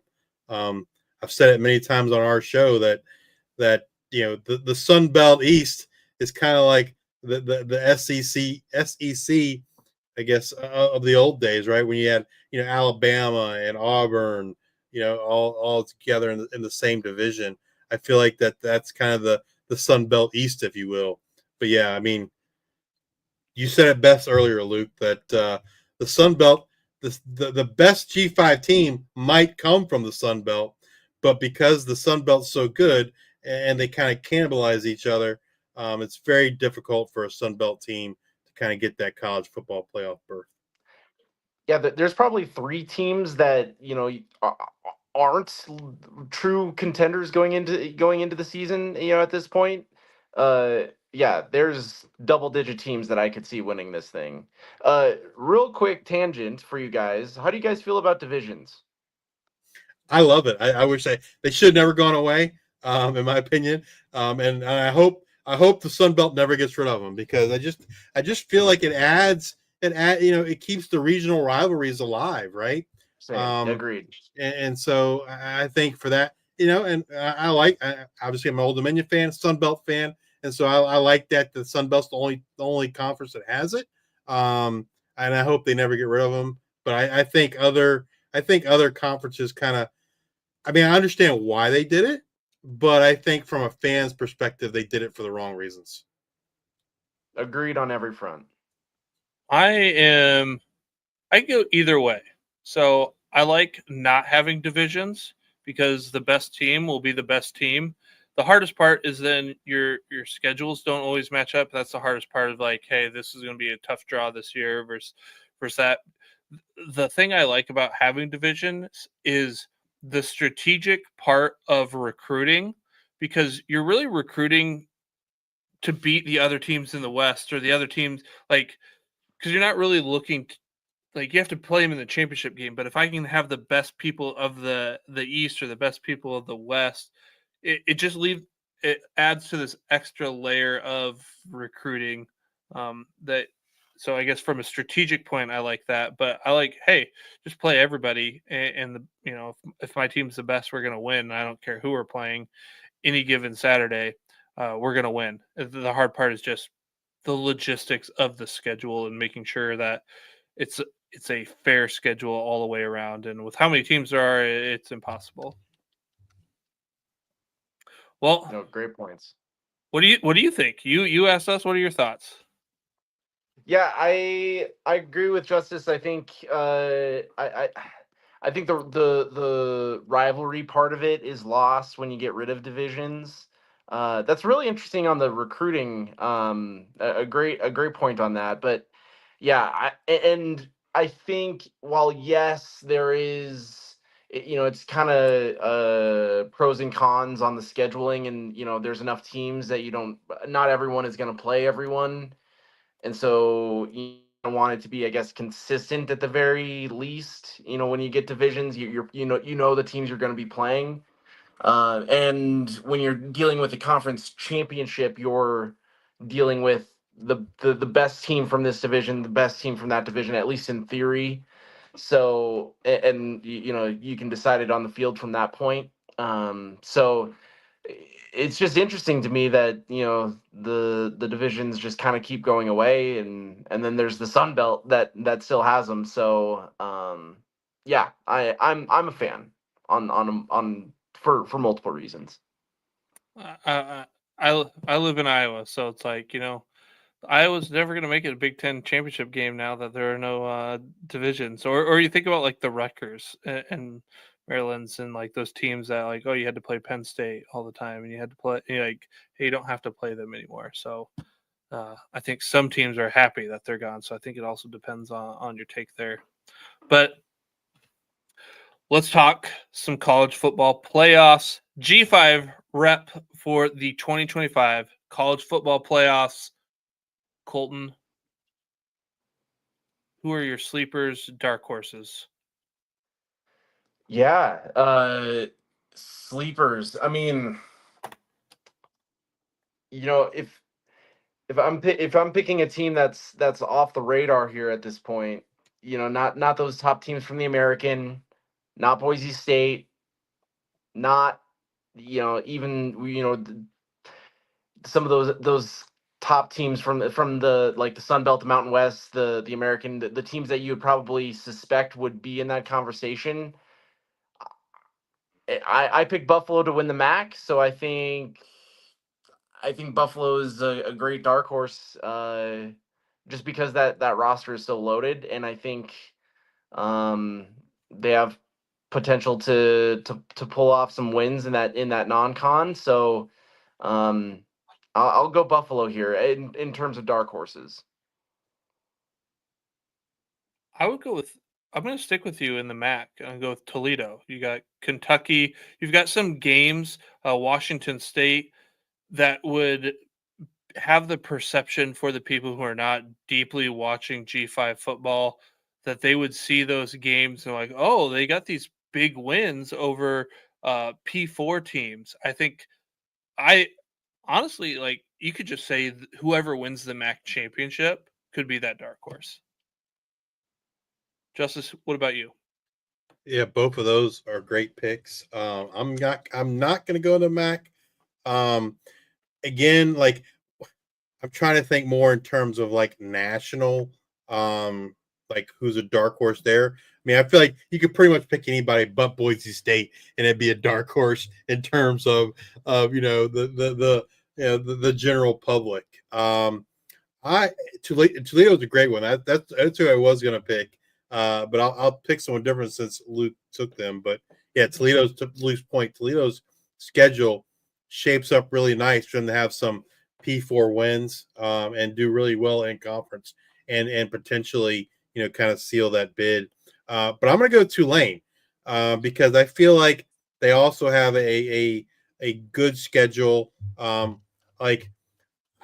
sure the line's out. I don't know what it is. I'm sure Northwestern's a favorite week 1 against Tulane. But I think Tulane wins that game outright. So yeah, if I'm getting points, I'm taking Tulane in that game. They play against Duke week 3.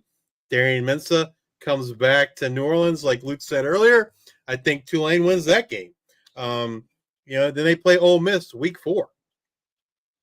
Do I think they beat Ole Miss? Probably not, but I think there's a chance. Ole Miss breaking in a new quarterback, Austin Simmons. They lost a lot on that team from a year ago, and so it wouldn't completely shock me if Tulane beats Ole Miss or at least keeps the game competitive, right? And then I already picked them to win the American. So I think their schedule gives them opportunity to kind of prove that, hey, we should be the G5 representative in the college football playoffs. I feel like, we talked about earlier, there's kind of, in my opinion, there's 2 paths. One is to, win all your games and maybe play a weak schedule, but you win all your games. So there's the record path. And then there's the other path, and that's, playing some P4s and winning those games, proving your worthiness, so to speak, in terms of the general public and those college football playoff voters. So Tulane would be my dark horse. And to kind of add to that, Justice, you talk about maybe a coaching for, maybe that potential jump to the P4. Summerall's going to be a name that's going to be talked when there is an opportunity. I think he will be a name that circles around and will be likely to get a P4 job next year. All right. Colton, who are some serious playoff contenders? Yeah, I think each of us have kind of touched on the ingredients that you need to be a G5 team that makes it to the CFP. The roster, talent and coaching. Obviously you got to have the conference championship, but also have the schedule overall, meaning non-conference, meaning you win 3 out of 4 games at least, and maybe you get a P4 upset or L against one of those top-notch P4 teams. And for all those reasons, that's kind of why I picked Buffalo, is because I think they have a chance to upset Minnesota on the road. And Troy, UConn, I think there's a great chance that Buffalo goes 11-1 during the regular season. But if I'm going strictly based off of talent on the roster and not looking in coaching and not looking, too much closer than that, like I said, the Boise State, Memphis, JMU, Navy, Tulane are my top 5 teams in my G5 top 25. And so to me, kind of taking everything out of the equation, to me, those are the teams that have what it takes to play well enough to be in that conversation. My serious contenders, I think anybody from the MAC, whoever wins that championship, I think anybody from the from the American, if USF can make that championship game, I think they're going to be that sexy team. They're going to be the one that's fun to watch. Byron Brown, what can Brown do for you? He can bring you a championship. I think Navy has a realistic chance, but it would be like one of those. It'll be this weird thing. Like last year, we're kind of hoping, like, hey, you could be the rep. But I think this year, if they do have that legitimate chance, I think you're going to see public perception say, like, we don't want to see Navy in there. Like it's not fun to watch, even though they totally would deserve it. And then I think whoever wins the Mountain West, and then obviously your biggest opportunities there are Liberty and Western Kentucky, and we've talked about just how Justice talked about your road to the record. You might not play a whole bunch of tough games, but I think realistically, your serious contender is going to be whoever comes out of the Mountain West because of public perception of the Mountain West and what they are.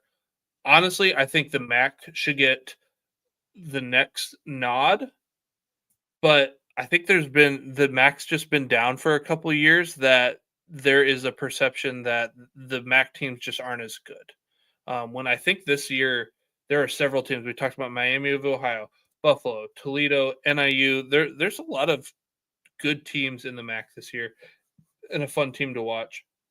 But I think your serious contender comes out of the Mountain West. Justice, what about you? So for me, like the serious contenders, I'm just going to kind of go conference by conference. The American is Tulane or Navy. I think they have the talent and the schedule to be able to prove their point. The Navy really only has what I would consider one big opportunity, and that's against Notre Dame, week 11, right? If they're able to pull off that upset, I think it's going to be tough for them. Provided they don't lose other games that they shouldn't, I think it's going to be tough for them to not be a favorite for that G5 representative in the college football playoffs. When I look at Conference USA, really to me the only serious contender I see is Western Kentucky. Again, I think they'll have the best record, and then I think that schedule, like if they beat Toledo week 2, they probably only end up with one loss, and that's against LSU in week 13. And so I think for that reason, you got to put them in the bucket of a serious contender. When I look at the MAC, to me, it's really just Toledo I view as the most serious, just because I think, there's no one on their schedule they can't beat. They get an SEC team week 1 against Kentucky. They play at Washington State in week 9. They get Western Kentucky in week 2. So I think the schedule sets up nicely for them to get a lot of wins and to be able to prove, hey, we beat an SEC team. Hey, we beat Western Kentucky, the best team in Conference USA. So I think the schedule sets up well for Toledo, for the MAC. When I look at the Mountain West, to me, the contenders are really Boise State and San Jose State. I think those are the two teams. Again, that gives them the schedule and opportunities are there. Boise State's like obviously they're starting off in position 1, and so they don't have to necessarily prove as much as some of these other teams do, just because they're going to start off the process at a much higher advantage than any of these other teams. San Jose State, they do play Texas at week 2. What if they play Texas tough, right? Texas is a team that's one of the favorites, if not the favorite, to win the whole thing, right? And so if they can play Texas tough in week 2, show, hey, we're not in like 2 different leagues here. They do get Stanford week 5, which is a game I fully expect them to win.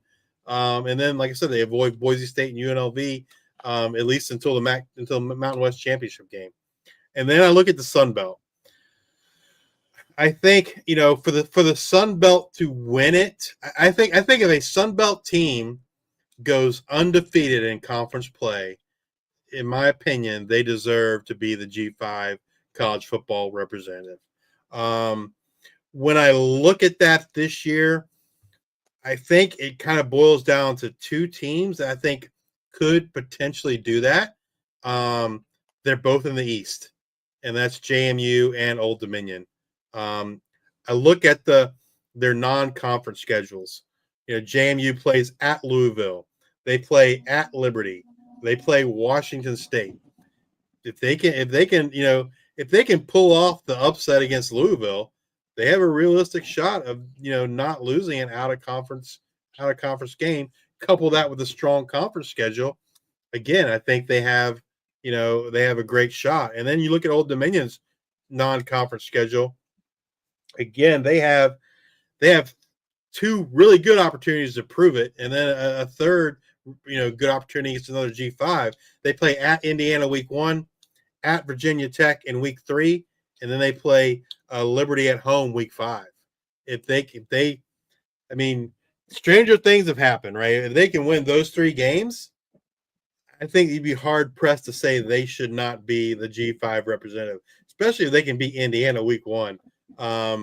Indiana, made the college football playoffs a year ago. They were kind of the Cinderella story from a year ago. And I don't want to sound like a homer, but it's not out of the realm of possibility. I think Kurt Cignetti knows that.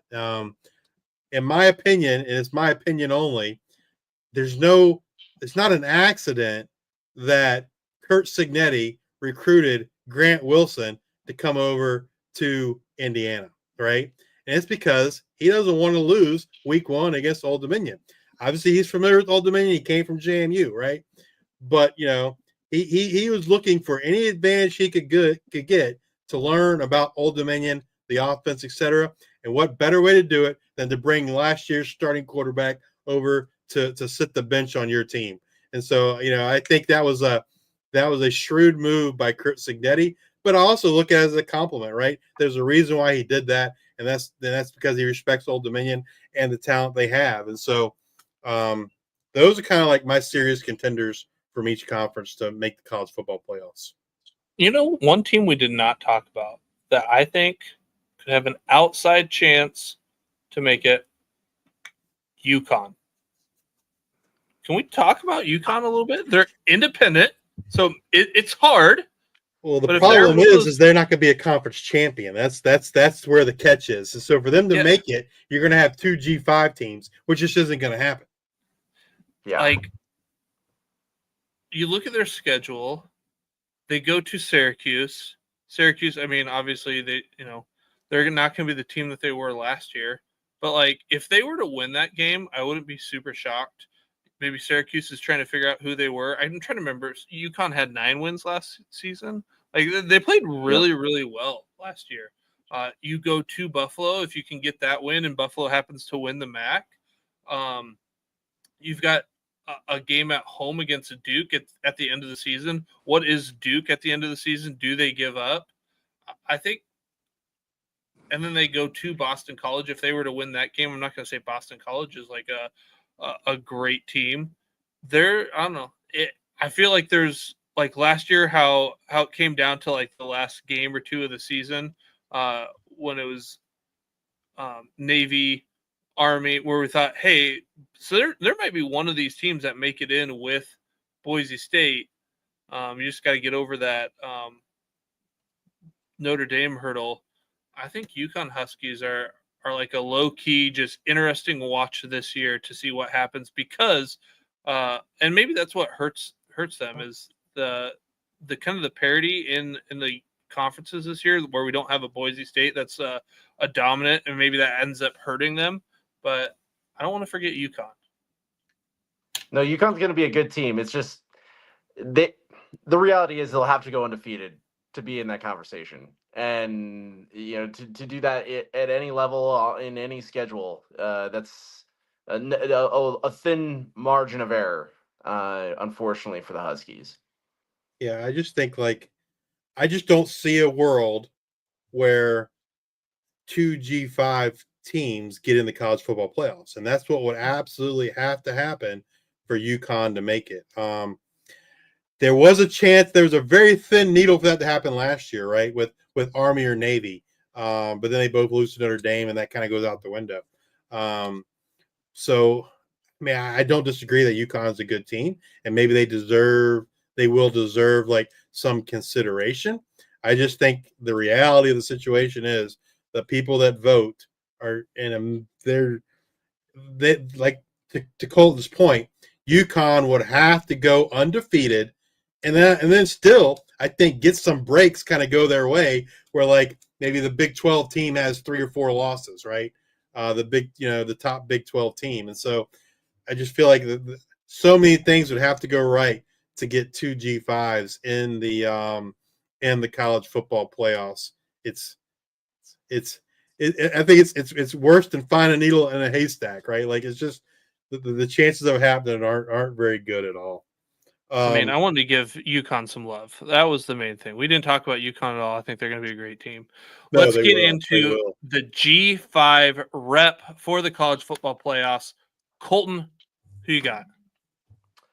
Have I shown my hand enough here yet? I'm going Boise State. 7 all-conference players returning. That coaching staff showed they can get a team there, and I think they'll do it again. There is some tough games on their schedule. To my point earlier, not only do you have to have the talent, not only do you got to win the conference title, you got to stand above the other G5 teams by getting those non-con wins. And South Florida, road trip in August. To your point before, Luke, that's not going to be an easy game whatsoever. Eastern Washington, App State, they could be better. They could bounce back after last year. We'll see. And then at Notre Dame, obviously getting to the championship last year, we'll see if, how well they, maintain their level of success. They don't need to win that game, but Boise State absolutely needs to be competitive in that game to, stand out, similar to what they did last year with Oregon, right? Where they, played Oregon pretty close and showed they belonged on the field with that sort of team. But I think they're capable of doing that, and it's a boring pick, but I just there's no point, there's nothing I can point to that makes me think that there's a better team out there for this. So I'm thinking we'll see, and to our points before about you need some notoriety, you need some energy to like Boise State being in the AP top 25 going into the season. There's a name recognition there, so I think the margin of error is a little wider for a team like Boise State. So that's why it's a boring pick, but I'm going with the Broncos. I'm going to go with San Jose State. This is Sparta, all in. I think that Central Michigan game turns up to be a big game come the end of the year. With I think Central Michigan can do some damage in the MAC. And when I'm looking at these teams, like what games do you have to get through healthy? Like Justice said, if they can show that they're not in like a whole different division when they play Texas, I think that helps. And then I fully anticipate them to beat Stanford, like Justice said too. And then the rest of the schedule doesn't look too bad. If they can get through Hawaii, obviously Air Force is always going to be tough, but they don't have to play Boise. They don't have to play UNLV. I think the schedule sets up well. Like you said, you get some of that clout from the Mountain West. I think that helps, gives you the margin of error a little bit more. Maybe that, because they play Texas and I think they are the number 1 in the country right now, are expected to win. Let's talk about it. Arch is supposed to be great. Like, what if he is trying to figure it out? What if they're having some troubles at the beginning of the year and San Jose knocks them off, or just San Jose makes it real competitive? I think getting Texas early in the season helps. Give me San Jose State, Spartan as our G5 representative. Justice, who you got? I am going to go with Tulane. again, I think that I've laid it out already, but I think the schedule sets up nicely for them. I think they have one of the best defenses in the G5, and getting Jake Retzlaff at quarterback is huge. I think they're going to have a probably 2 P4 wins under their belt, and then if they can win the American on top of that, it's going to be tough, I think, for someone else to kind of overtake them in terms of that college football playoff. So yeah, give me the green wave for the G5 representative of the college football playoffs. That's it. We did it. Well, we have one question in the chat here that they wanted our opinions on before we go tonight. So Connor's asking, which G5 conferences do we think have the most pronounced tiers within a conference? For me, the two right off the top of my head are Conference USA and the MAC. I feel like Conference USA is, for me, the worst conference in FBS. They have some teams that are really bad. Hopefully, Kennesaw State gets things turned around with Jerry Mack. You got Florida International. That's historically been really, really bad. They got Willie Simmons. And then you got the two unknowns, right?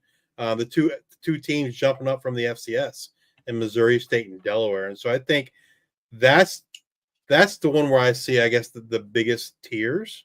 And then, like, I think you could argue, like, the worst 2 or 3 teams in the MAC are the worst 2 or 3 teams in all of college football. And so those probably the two for me, I feel like, have the most pronounced tiers. What do you guys think? Well, when you say like that tiers, like, I don't know, I almost kind of see the MAC and the American as kind of roughly the same. Like, I feel like they're similar in that tier, but then, like you said, that bottom of the tier is definitely the most pronounced. Colton, what are your thoughts? Yeah, I agree with you in terms of there's tiers at the top or teams at the top and teams at the bottom, and there's a very clear divide. But when I first read that question, I thought of more than 2 tiers, as in your elites, your middle, and your clear bottom. And the Mountain West sticks out to me there. I think, you got Boise State, UNLV, San Jose State at the top. You got a good middle pack. This year could be Air Force, Colorado State, and then you've got your New Mexico, Nevada. We'll see if that holds up like that. But I think when we're talking 3 or more, the Mountain West came to mind for me. That is a good one. That's a good one too. Yeah, like you said, Nevada and New Mexico have not been good as of late. Utah State, even a year ago, wasn't all that great. Although Bronco Mendenhall, I think that it's hard to bet against Bronco. Seeing what he did at New Mexico last year, I don't know. Luke and I sung his praises before the season ever started. I think that is a good one. That is a good one there, where there is a really clear top and a really clear bottom, and then some guys in the middle. Absolutely. Well, this was a long one, 2 hours. Yeah. If you stuck with G5 us, extravaganza, boys. There's only sickos that are listening to us at this point. We appreciate it. Colton, we want to thank you for joining us tonight to help us kick off the 2025 college football season. Before we can go, can you tell our listeners where they can find you, Hero Sports, and maybe some things that you have coming up this season? Yeah, you find all our stuff at Hero Sports News on X, Twitter, and then I'm at C-Pool Reporter. And then Hero Sports, where we have all our content. We are doing a preview on every single G5 team, as well as our other FCS content. We've got our preseason All-America teams and top 25 coming out this week, and we'll have a top 25, which again you guys are partaking in, and thank you for that. We're gonna be writing all sorts of stuff game previews, some betting content, some features, analysis, you name it, we'll have it there. And yeah, like in true Group of Five fashion, starting the show late and ending it at least Eastern time, ending it the next day. So respect to you guys for doing this, and thank you for having me. Well, Colton, absolutely, would love to have you back another time and do it again. Absolutely. This is our first live show of the kind of kicking off the 2025 season. We hope everyone has enjoyed the 2025 edition of our Worker Bee series, where we deep dive into every G5 college football team, bringing you the most comprehensive team previews available. But stay tuned, as we still have a few more of those episodes coming out over the next 2 weeks. Also, if you've not had a chance to check out our player interviews, we've done over 20 this offseason. Please do that, as we get to know a lot of very special young men who will be making big impacts on and off the field in 2025. If you're watching us on YouTube, please hit that like and subscribe button. On X, give us a follow. And if you're listening on Amazon Music, Apple Podcasts, or Spotify, please subscribe and leave those 5-star ratings and reviews. We are so grateful for the immense amount of support we have received this year. We hit a couple big milestones since we last went live. We hit 1,000 subscribers on YouTube. Let's go. We got a shout out on the Solid Verbal for our Worker Bee series, and like none of that happens without you guys, without your support. So kudos to you guys. We sincerely thank each and every one of you. And with that, be sure to join us next week as we preview week 0 of the 2025 season, and we will talk about the Hero Sports G5 Top 25 preseason poll. We'll break down what the consensus was, what our differences were, and maybe who we have ranked, who didn't make it in the consensus, and all that. So yeah, be sure to join us next Monday, 10:30 p.m. Eastern. And until then, we are the G5 Hive.